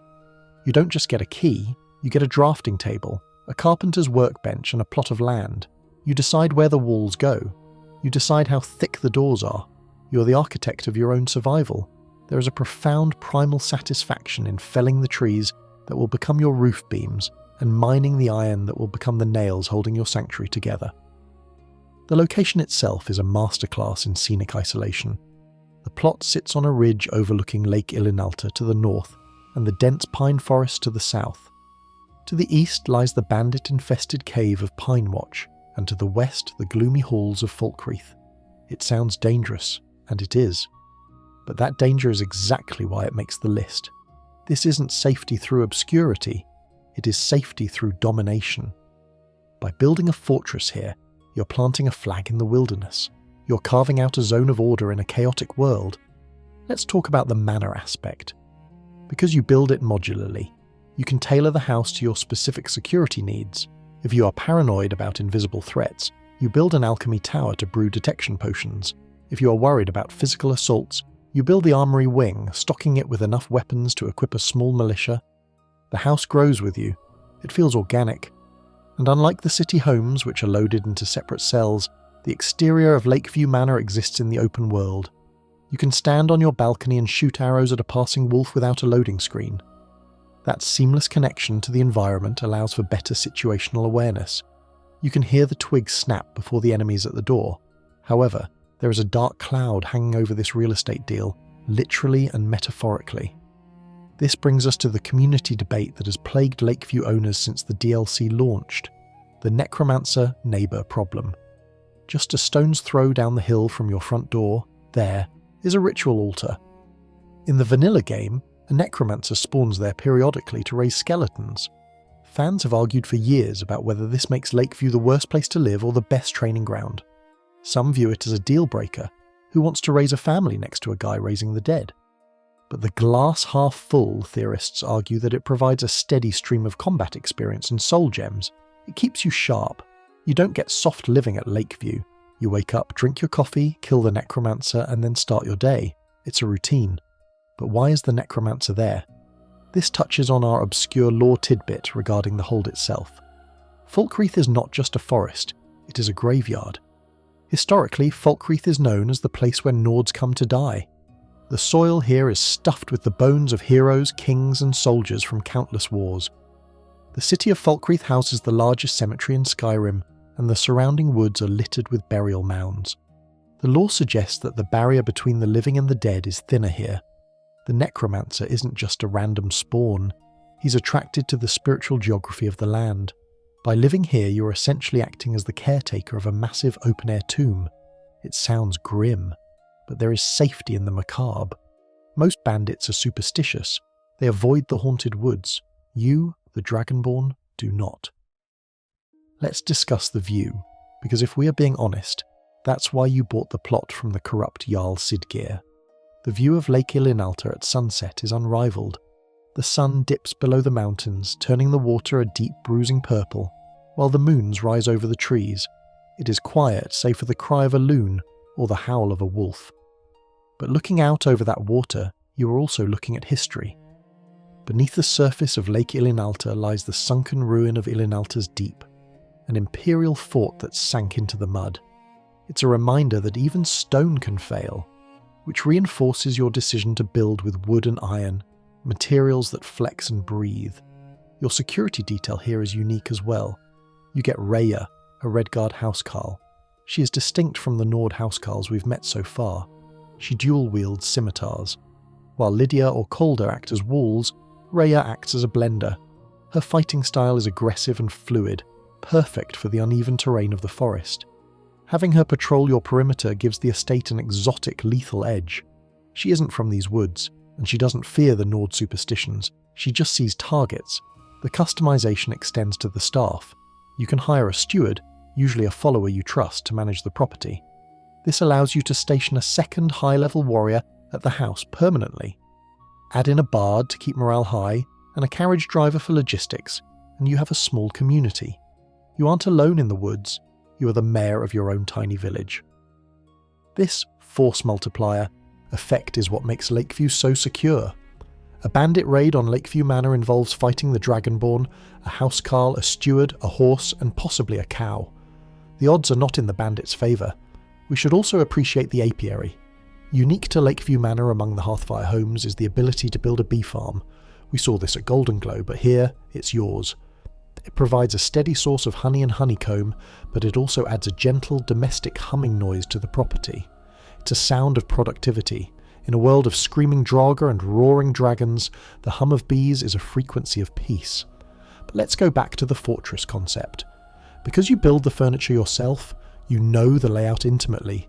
You know that the safe in the cellar is hidden behind a specific barrel because you put it there. You know that the lock on the display case is master level because you forged the mechanism. There is a psychological safety in knowing the provenance of every hinge and beam. You didn't inherit this house's problems, you engineered its solutions. The cellar of Lakeview is a highlight. It is massive, damp, and perfectly suited for the darker arts. You can build a shrine to any divine, or Daedra, you wish. You can install a coffin if you happen to be a vampire. It is a subterranean bunker that allows you to live a double life. Upstairs, you are a landed gentleman or gentlewoman enjoying the lake view. Downstairs, you are a master of the arcane, surrounded by smelting furnaces and enchantment tables. The thickness of the earth muffles the sounds of your experiments. There is also the carriage factor. Having a private carriage driver means you have a getaway vehicle on standby 24/7. You aren't reliant on the erratic schedules of the city stables. If things go south, say, a dragon decides to roast your roof, you can pay the driver and be in Solitude by morning. It's a logistical safety net that cannot be overstated. Let's not ignore the wildlife. Yes, wolves and bears spawn near the house. But for a high-level character, this isn't a threat, it's a delivery service. The ecosystem comes to you. You don't have to go hunting, you just step out onto the porch. This abundance of resources, hides, meat, alchemy ingredients, means the manor is self-sustaining. You can survive here indefinitely without ever entering a city. In a pandemic or a civil war, isolation is the ultimate survival strategy. The aesthetic of the interior is hunting lodge deluxe. The mounted heads of saber cats and trolls on the walls act as a warning to visitors. I killed these, don't be next. It's a masculine, rugged decor that feels cosy when the rain is hammering against the roof. And in Falkreath, it rains a lot. The sound of rain on a wooden roof is one of the most comforting sounds in existence. It washes the world clean. It masks your footsteps. It keeps the fire in the hearth burning brighter by contrast. Lakeview Manor is not the safest place for a beginner. If you are level 5, you will die here. But for the veteran, for the master of Skyrim, it is the ultimate expression of power. It says, I don't need a city wall, I am the wall. It is a home for the brave, the industrious, and those who don't mind occasionally disposing of a necromancer's corpse before breakfast. It is wild, it is yours, and it is home. Leaving the damp, pine-scented air of Falkreath behind, we travel north again, past the central plains and up into the rising slopes of the Pale. The trees begin to thin out, replaced by scrub brush and hardy snowberries, until finally, the green gives way entirely to the stark, blinding white of the snowline. We have arrived at Heljarchen Hall. If Lakeview Manor is a hunting lodge for the adventurous, Heljarchen Hall is a plantation for the industrious. It sits on a rocky promontory that commands a view of arguably half the province, straddling the border between the civilized trade routes of Whiterun and the untamed, frozen wastes of the north. When you stand on the porch of Heljarchen Hall, the first thing you notice is the visibility. In military terms, this is what we call superior sightlines. Unlike the claustrophobic forests of the south, where a bear can jump out from behind a tree 10 feet away, here you can see a threat coming from 3 miles out. You can spot a giant herding his mammoths down in the basin. You can see the silhouette of a dragon against the moons long before it spots you.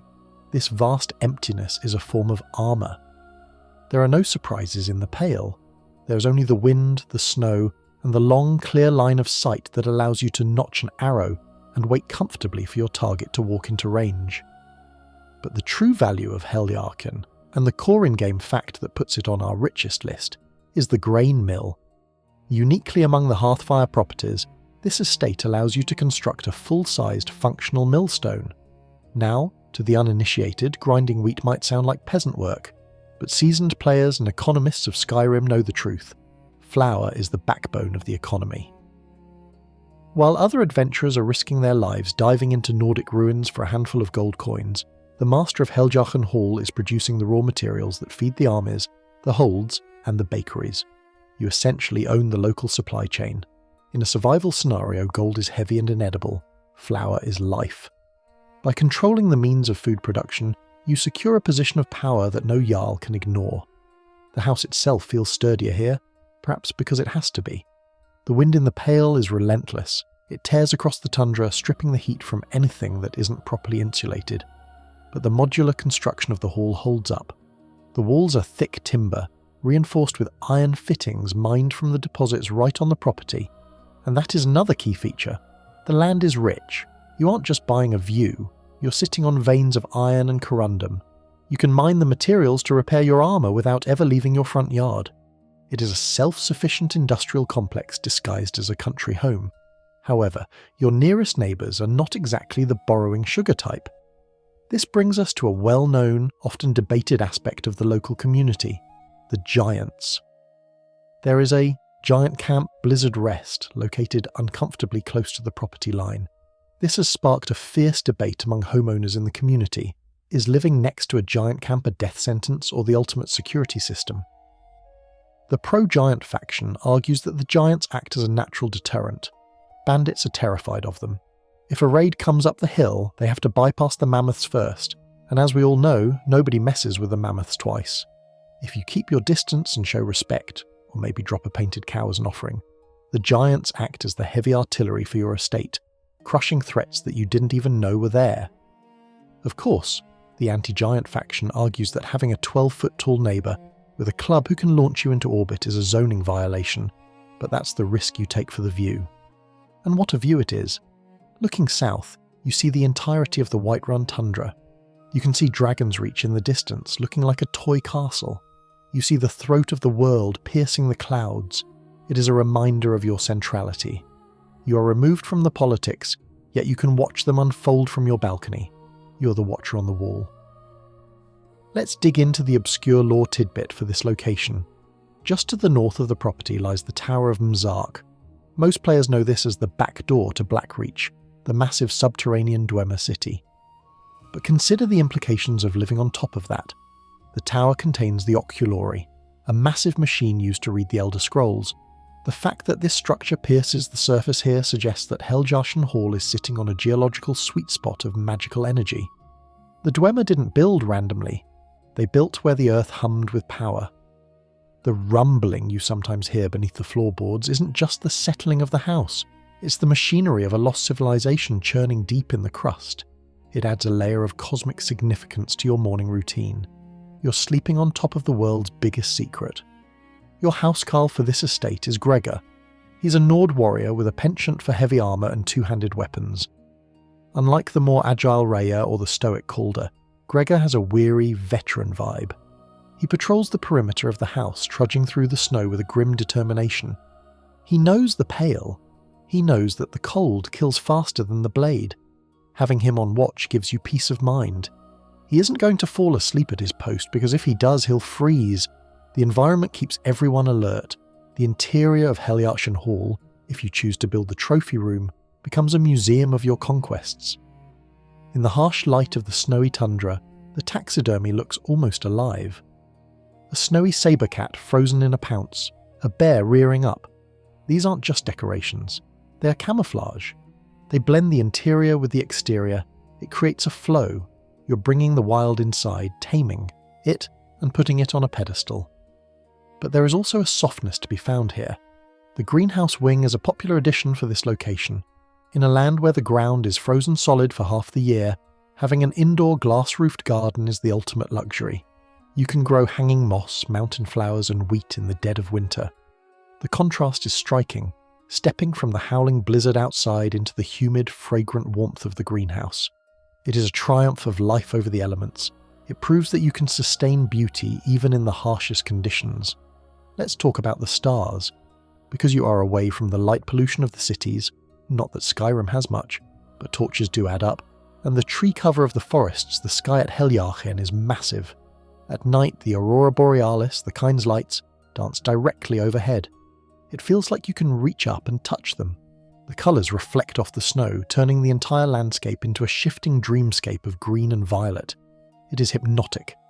Watching the lights is a better sedative than any potion. It reminds you of the magic inherent in the world. The location also offers strategic access to the northern coast.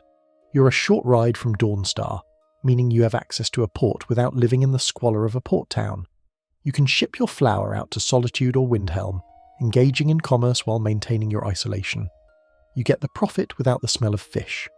There is, however, a particular sound that defines Heljarchen Hall, the cracking of ice. As the temperature shifts, the ground expands and contracts. The frozen lakes nearby shift. The sound is like a whip crack in the silence. To a newcomer, it's startling.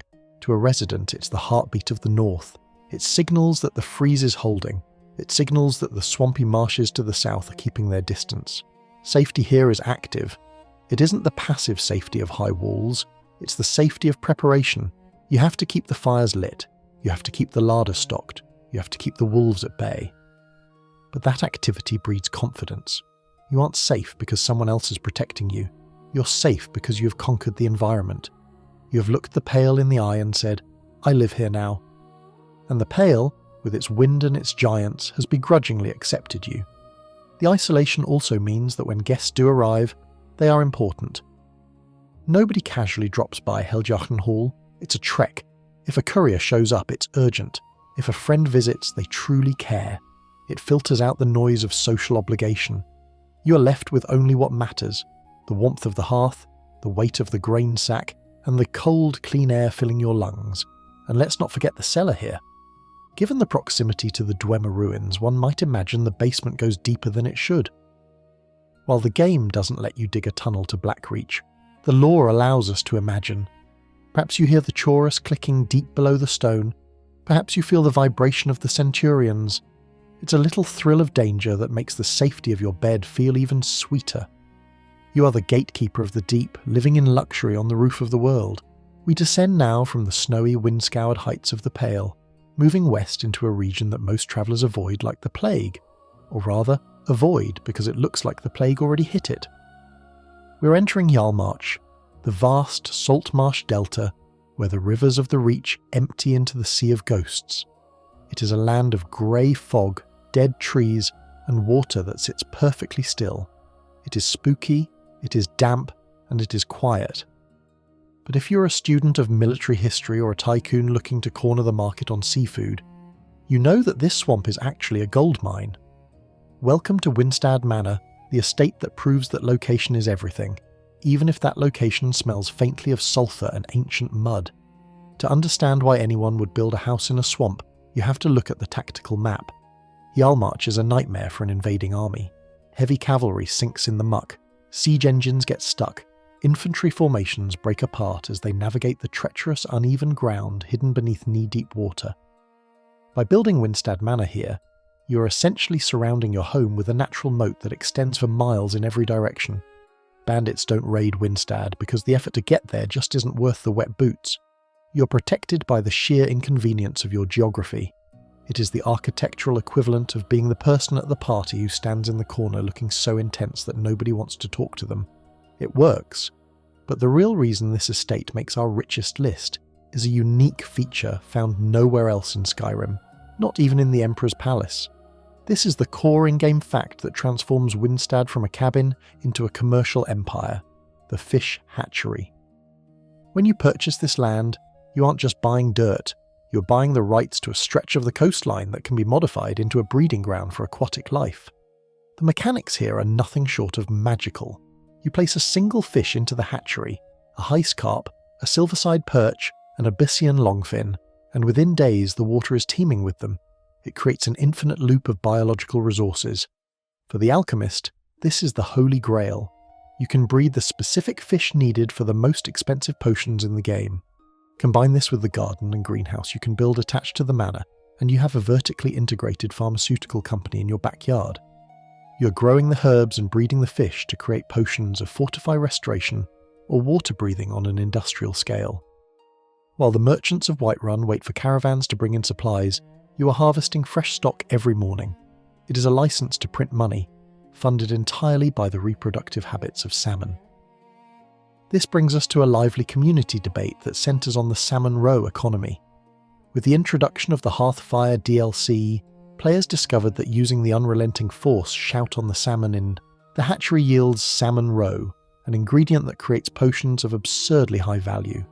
Fans have debated for years whether this is a glitch, an exploit, or a canonical representation of the Dragonborn using their voice to revolutionise the fishing industry. Is it cheating to shout at water to become a millionaire, or is it just smart business? The Pro-Row faction argues that if you have the power to shatter time, using it to harvest eggs is a perfectly valid retirement plan. Living at Windstad means you're likely the wealthiest alchemist in the Fourth Era, all thanks to some very confused fish. Let's talk about the neighbours. They aren't human. Hjaalmarch is home to some of the most hostile wildlife in the province, specifically the chorus and the frostbite spiders. Now, having giant venom-spitting insects nearby sounds like a negative, but consider the guard dog principle. A bandit clan might brave the mud, but they will think twice about crossing a nesting ground of chorus reapers. The horror of the swamp acts as a filter. Only the strongest survive here, and if you're living comfortably in your manor, it sends a clear message to the world. You are the apex predator. We must also examine the obscure lore tidbit regarding the ancient ruins visible from your dock. Just across the water looms the Highgate Ruins. This isn't just another dungeon. It is the tomb of Voken, a dragon priest. The lore implications of living next to a dragon priest are heavy. These beings were the rulers of Skyrim in the Merethic era, powerful sorcerers who served the dragons. The fact that Voken's tomb is so close suggests that this specific patch of land was once highly significant to the dragon cult. You're likely building your house on sacred, or cursed, ground. The mist that rolls off the sea might be natural, or it might be the lingering magical residue of the Dragon War. It adds a gothic, romantic weight to the property. You are the modern lord living in the shadow of the ancient tyrants. To combat these magical threats, Windstad Manor comes with a unique housecarl, Valdemar. Unlike the brute force warriors of the other holds, Valdemar is a battle mage. He wears light armour and casts spells. This is crucial. Physical walls stop arrows, but they don't stop curses or wraiths. Valdemar brings magical protection to the table. He uses Ice Spike and Turn Undead. Having a resident mage patrolling your property fits the mystical vibe of the swamp. He isn't just a bouncer, he's a walking ward. When you see him casting a mage light into the fog to investigate a noise, you feel a specific kind of supernatural safety. The atmosphere of Windstad is divisive, but for the right person, it is paradise. It is a place of solitude, lowercase s. The silence here is different from the silence of the Pale. It's heavy, it's muffled by the water. The soundscape is dominated by the croaking of frogs, the buzzing of dragonflies, and the gentle lap of the tide against the pilings of your hatchery. It is a wet, organic sound. At night the fog glows with the light of fungal spores and torchbugs. It is a haunted beauty, reminiscent of the Morrowind aesthetic. If you are a Dark Elf refugee, Windstad might feel more like home than the snow-choked streets of Windhelm ever could. And then there is the view of Solitude. This is the ultimate flex. From your dock, you can look across the water and see the Great Arch and the Blue Palace in the distance. You can see the lights of the capital, the ships moving in and out of the port, and the hustle of the Empire. But you are removed from it. You are close enough to do business. A short boat ride takes you right to the Solitude docks, but far enough away to escape the taxes and the politics. You're looking at the seat of power from the outside, sipping your tea on your own private coast, knowing that you are likely richer than half the courtiers in that palace. The construction of Windstad allows for a unique wing, the Enchanter's Tower. While available in other homes, it fits best here. A tower rising out of the mist feels appropriate for a wizard or a sorcerer. Standing at the top of that tower, looking out over the foggy expanse of the marsh, you feel like the master of a domain that no one else wants. And that is the key to safety, owning what others fear. We should also mention the Ustengrav factor. Nearby is the burial mound of Ustengrav, the resting place of Jurgen Windcaller, the founder of the Greybeards. Pilgrims and bandits alike avoid it out of fear and respect. Being the neighbour of the most pacifist yet powerful voice in Nord history adds a layer of spiritual protection. The Greybeards might live on the mountain, but their founder sleeps in the swamp. It grounds your home in the deepest traditions of the voice. Inside the manor, the dampness is kept at bay by the same roaring fires as the other homes, but here the contrast is sharper. Outside, everything is wet and cold. Inside, it is dry and warm. The feeling of shelter is amplified by the hostility of the environment. You value the roof more when the rain never seems to stop. The timber beams feel more protective when you know the trees outside are twisted and dead. Windstad Manor is for the alchemist, the mage, and the introvert who finds beauty in decay. It is a fortress of solitude hidden in the fog. It generates wealth through the unique biology of the water and provides safety through the sheer unpleasantness of the terrain. It asks the question, why build a wall when you can just have a swamp? And as you watch the fog roll in, obscuring the world until only your house remains, you realise that sometimes being invisible is the best defence of all. To find our next sanctuary, we must do something that most residents of Skyrim would consider madness. We must leave Skyrim. We are walking down to the Windhelm docks, ignoring the freezing spray of the Sea of Ghosts, and purchasing a ticket on the Northern Maiden. We are setting sail for the island of Solstheim. As the mainland fades into the mist behind us, the white snow is replaced by a drifting grey particulate that coats the deck of the ship. This is ash. We are entering the shadow of the Red Mountain. We are entering the jurisdiction of House Rederen, and waiting for us in the settlement of Ravenrock is a property that redefines the concept of foreign luxury, Severin Manor. Stepping off the boat in Ravenrock is a culture shock. Gone are the steep thatched roofs of the Nords and the stone towers of the Imperials. Here, the architecture is organic, bulbous and strange. It looks less like it was built and more like it was grown. And in a way it was. But do not let the alien aesthetic fool you. Severin Manor is a fortress that makes a standard Nordic longhouse look like a pile of kindling. This is the safest home for the expatriate, the diplomat, or the dragonborn who just wants to get away from the civil war entirely. The core in-game fact that makes Severin Manor unique on our list is the price tag. It is absolutely free. But free here doesn't mean cheap. You cannot buy this house with gold. You must earn it by proving your loyalty to Councillor Morvain and preventing a political assassination during the quest Served Cold. You're given the deed not as a tenant, but as an honorary citizen of Ravenrock. You're taking over the estate of the traitorous Severin family. You're stepping into the shoes of the local aristocracy. It is a transfer of power, and the home reflects that status. It is the largest home in Ravenrock, situated at the far end of the main avenue, looking back over the town like a watchful parent. Let's talk about the construction material, because this is where the safety rating skyrockets. Severin Manor is built in the Redderan style, utilising a mixture of local stone and a resin-based composite that mimics the properties of giant crab shells, or scar architecture, reminiscent of the old city of Alderun. This material is designed to withstand the constant abrasive sandblasting of the ash storms. A wooden house here would be stripped bare in a week. A stone house would have its mortar eroded. But the chitinous surface of Severin Manor deflects the wind. It is aerodynamic. The ash flows over it like water. Inside, you are hermetically sealed against the environment. The interior design is where the rich aspect truly shines, though it is a specific Dunmer flavour of rich. There are no windows. In Skyrim, windows are a luxury. In Solstheim, they are a liability. If you had windows, you'd just be looking at a dust storm, and your tea would taste like soot. Instead, the manor is lit by the warm, bioluminescent glow of fungal lamps in the roaring central hearth. The layout is spacious, featuring high, domed ceilings that create a sense of grandeur. The main hall is massive, with a sunken conversation pit that screams 70s retro future, but is actually ancient elven tradition. It is a house designed for hosting clandestine meetings and displaying exotic weaponry. And speaking of weaponry, the basement of Severin Manor is arguably the best crafting facility of any player home, period. This isn't a dark corner of a cellar, it is a full-scale smithy. You have a smelter, a forge, a grindstone, an armour table, an alchemy lab, and an enchanting table, all arranged in a perfect circle. It is an industrial hub located 10 feet from your bedroom. For the crafter who wants to work with Stalrim, the enchanted eyesore that is harder than ebony, this is the place to be. You can forge weapons that can kill gods without ever putting on your boots to go outside. But let's discuss the security provided by the local government. House Redderan is not the Whiterun City Guard. They do not complain about stolen sweet rolls. They are a warrior house, the de facto military power of Morrowind. The Redderan Guard, stationed in Ravenrock, are arguably the most competent law enforcement NPCs in the game.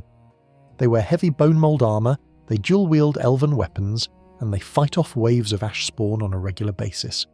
They are hardened by a hostile environment. Living in Ravenrock means you are under the protection of soldiers who view defence as a sacred duty, not a 9-to-5 job. If a bandit tries to raid Ravenrock, they don't get arrested, they get dismantled. This brings us to our obscure lore tidbit regarding the threats you're protected from. The primary danger in Solstheim isn't dragons, though they are there, or bandits, it's the ash spawn. These aren't just zombies. According to the research of Tel Mithrin's wizard, Neloth, ash spawn are formed when a heartstone, a fragment of red crystal ejected from Red Mountain, lands in a pile of ancestral bone dust. The stone animates the dust, creating a chaotic, elemental soldier. Living in Severin Manor means your walls are thick enough to stop a creature that is literally made of volcanic anger. The Redderan architecture was evolved specifically to counter threats from the mountain. You're living in an evolutionary bunker. However, the dreamlike quality of Solstheim brings us to a significant community debate and fan theory. The sleepwalking risk. During the Dragonborn DLC, before the main quest is resolved, the player and the citizens of Ravenrock are compelled by the first Dragonborn, Miraak, to work on the Allmaker stones in their sleep. Players have often joked, and theorised with genuine concern, about the safety of sleeping in Severin Manor. You go to bed in your luxurious Keaton Master Suite, and you wake up 3 miles away, shirtless, swinging a hammer at a glowing rock, with no memory of how you got there. Is a house truly safe if your own body betrays you while you dream? The community debates whether the protection of the manor extends to mind control. The consensus is no, which adds a delicious layer of psychological horror to your stay. You are safe from the ash, but are you safe from the voice in your head? Despite the mind control caveat, the wealth of Raven Rock is undeniable. The reopening of the Ebony Mine during the questline transforms the town from a dying outpost into an economic powerhouse. As the owner of Severin Manor and a friend of Councillor Morvain, you are a shareholder in this prosperity. You are sitting on top of the largest ebony supply in the north. The trade flowing into the docks brings goods from Morrowind that you can't get in Skyrim. Flynn, Sujamma and strange gelatinous treats that taste like nostalgia to a dark elf and like battery acid to a Nord. The aesthetic of the manor is calming in a way that appeals to the ASMR sensibilities of our journey. The colours are earthy, ochre, burnt sienna and deep browns. The soundscape is muffled. The thick curved walls kill the echo. It is a quiet house. There is no wind whistling through the cracks because there are no cracks. It feels like being inside a very comfortable egg. The bed is situated in a private alcove upstairs, separated from the main hall, providing privacy and darkness.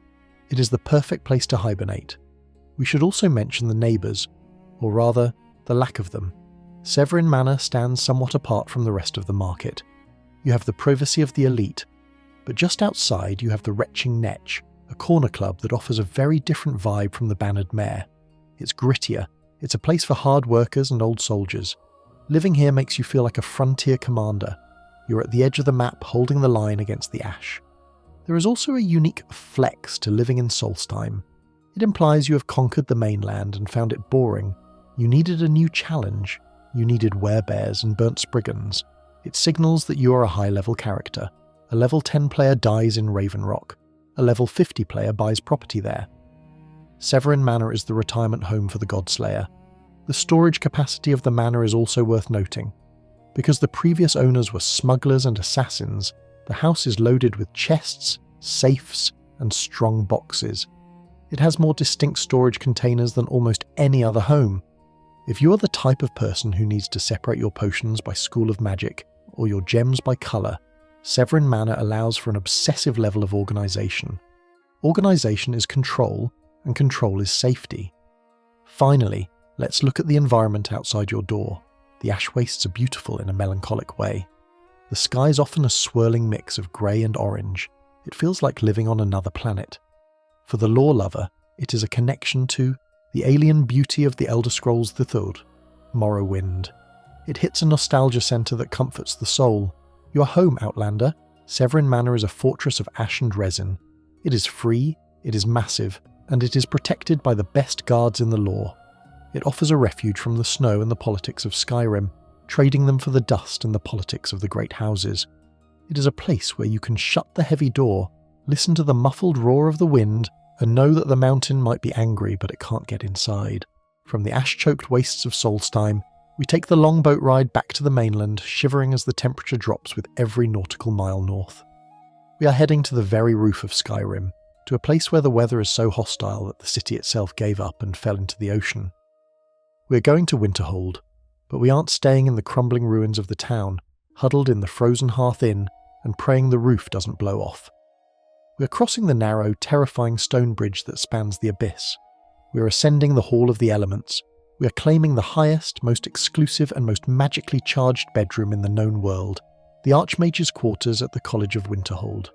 If Proudspire Manor is for the political elite, and Severin Manor is for the warrior elite, the Arch-Mage's quarters are for the intellectual elite.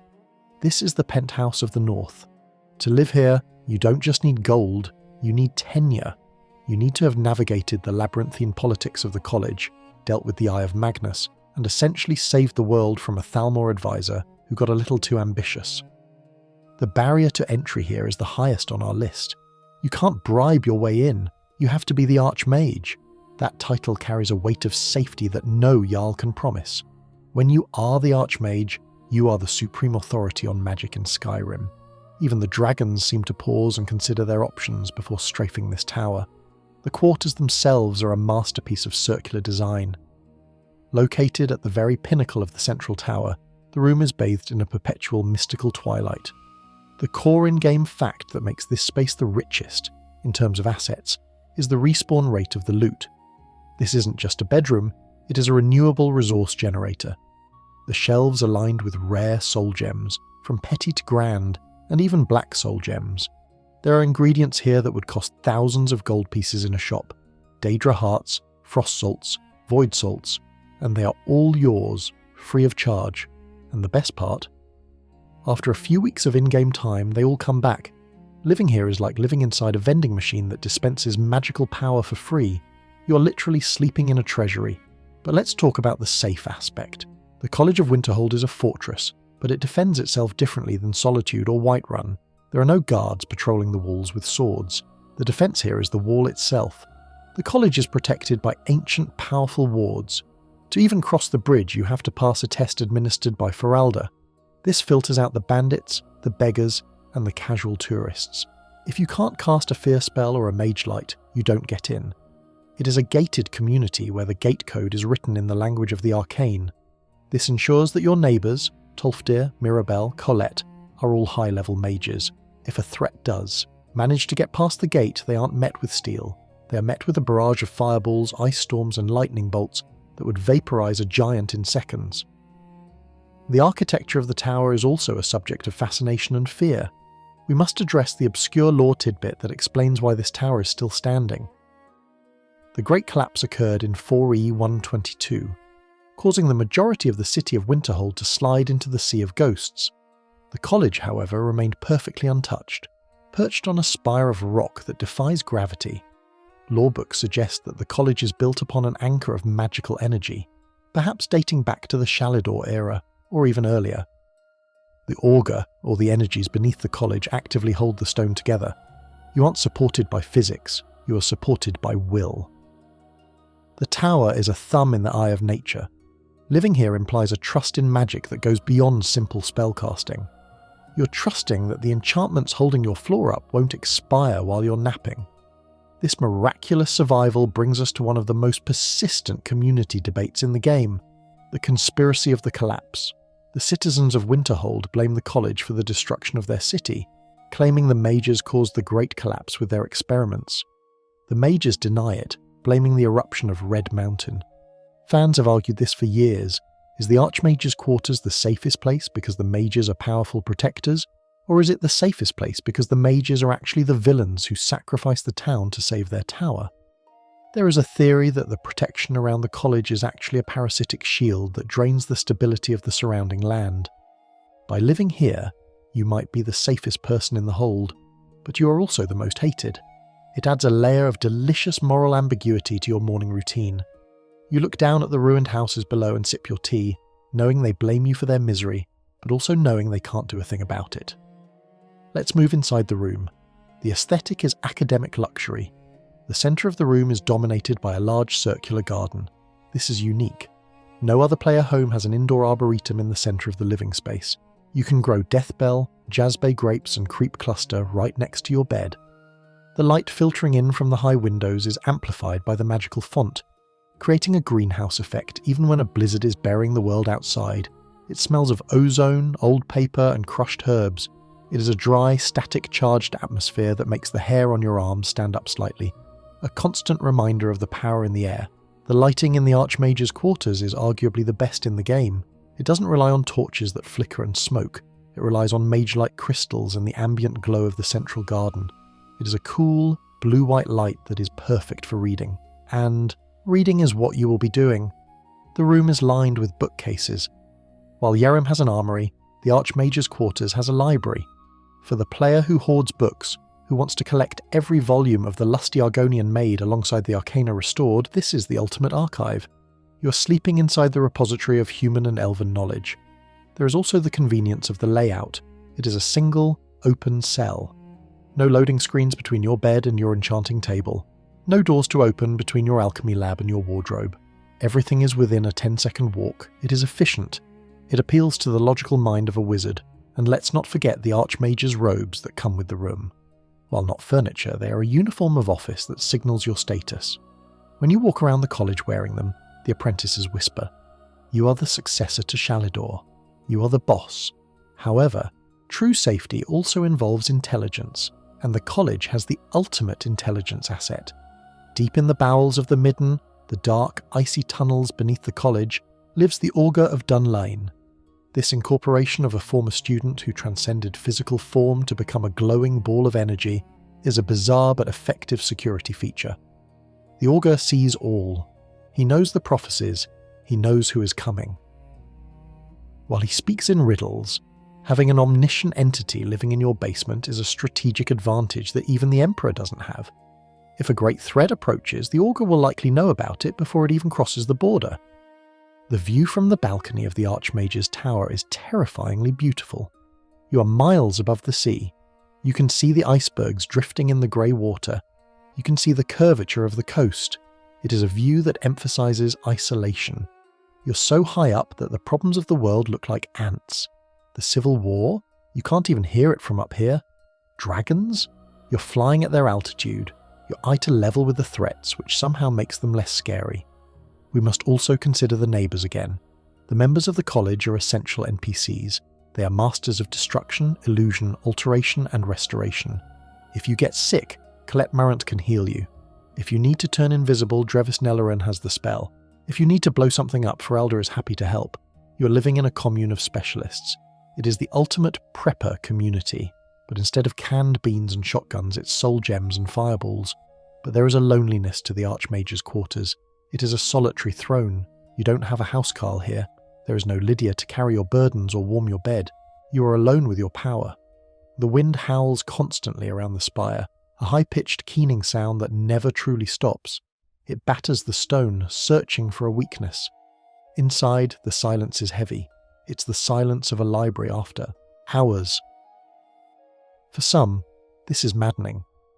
For the true introvert, for the scholar who values silence above all else, it is heaven. There is also the matter of the Mystic Tuning Gloves quest. It reveals that the magical focal points around the college need constant cleansing to prevent issues. This implies that your safety requires maintenance. You are living on top of a nuclear reactor. It provides immense power and warmth, but you have to check the gauges every now and then. It keeps you engaged. You can never be truly passive here. And let's mention the storage of the unusual. The Arch-Mage's quarters is one of the few places where having a display case containing a Daedric artifact doesn't look out of place. If you leave the Skull of Corruption on the coffee table in Breezeholm, your kids might cry. In the Arch-Mage's quarters, it's just a conversation starter. Oh, that? Just a souvenir from a nightmare I visited. The room absorbs the weirdness of your life. Living here is a statement that you have transcended the mundane needs of food and defence. You don't need a wall, you have a ward. You don't need a farm, you have alchemy. You don't need an army, you have the arcane. It is the safest place in Skyrim because it is the place where reality itself is bent to your will. Just remember to be polite to the Augur when you go down to the midden. He gets lonely in the dark. And finally, we reach the end of our search. We have explored the fortified cities of the Empire, the wooden halls of the Rift, the stone bunkers of the Reach, and the magical towers of the North. We have sought safety in walls, in gold, in guards, and in secrets. But there is one place left. It is a place that rejects the very concept of rich in the material sense, yet possesses a wealth that no emperor can tax. It is a place where safety isn't about keeping things out, but about letting everything go. We are standing at the foot of the 7,000 steps in Everstead. We are checking our supplies, wrapping our furs tight, and beginning the long, arduous climb to High Hrothgar. To live in High Hrothgar is to live in the clouds. It is the highest point in Tamriel, the throat of the world. The air here is so thin it burns your lungs. The wind is so strong it can knock a grown Nord off his feet. But inside the monastery, there is a stillness that is absolute.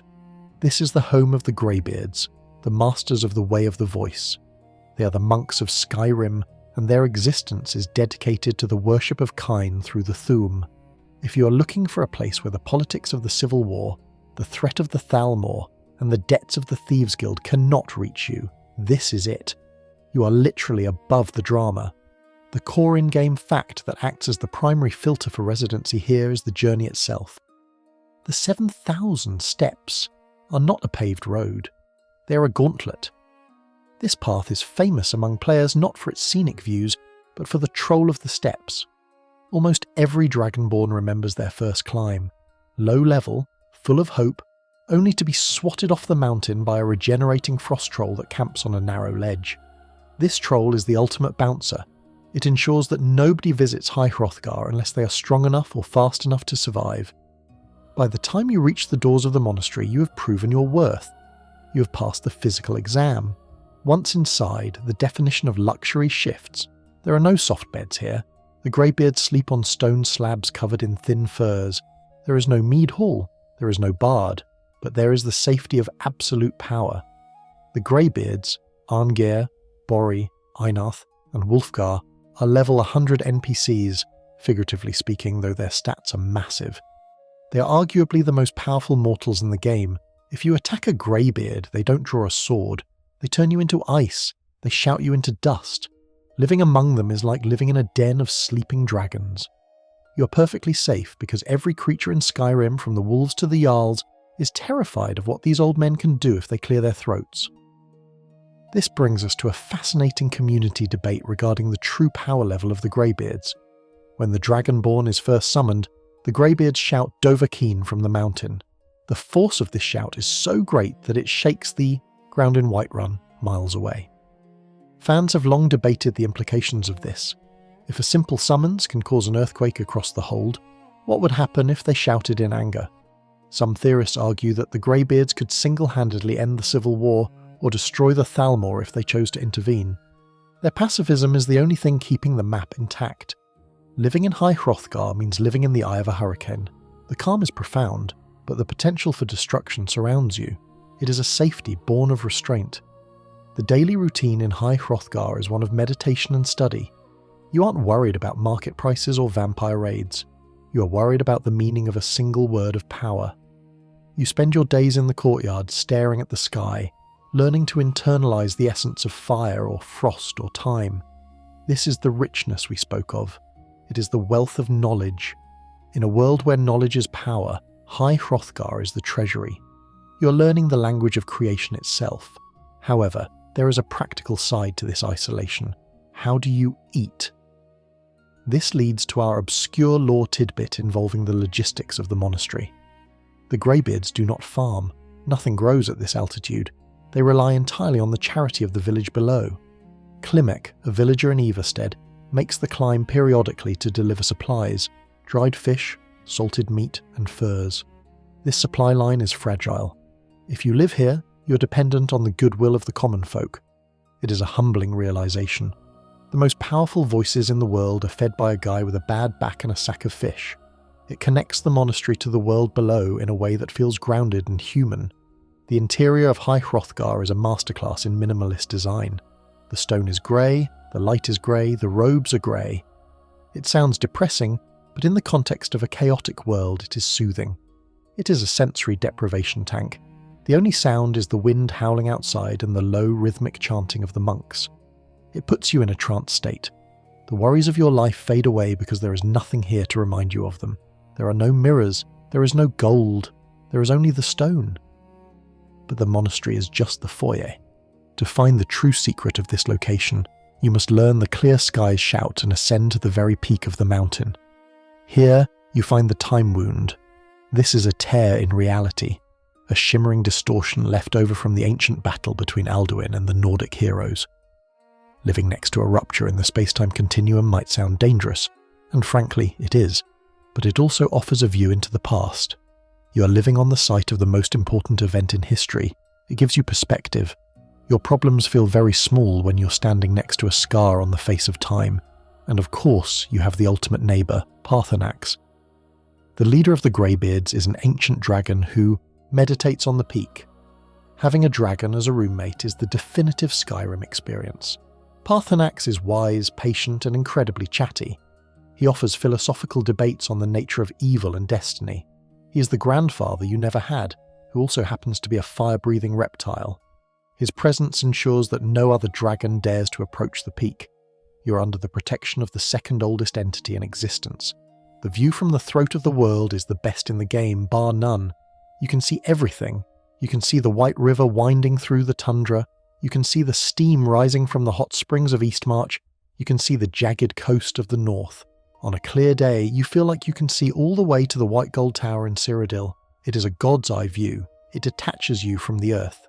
You're no longer a citizen of Skyrim, you are an observer. The beds in High Hrothgar, as mentioned, are stone, but notice the placement. They are set into alcoves shielded from drafts. The greybeards may be ascetics, but they aren't stupid.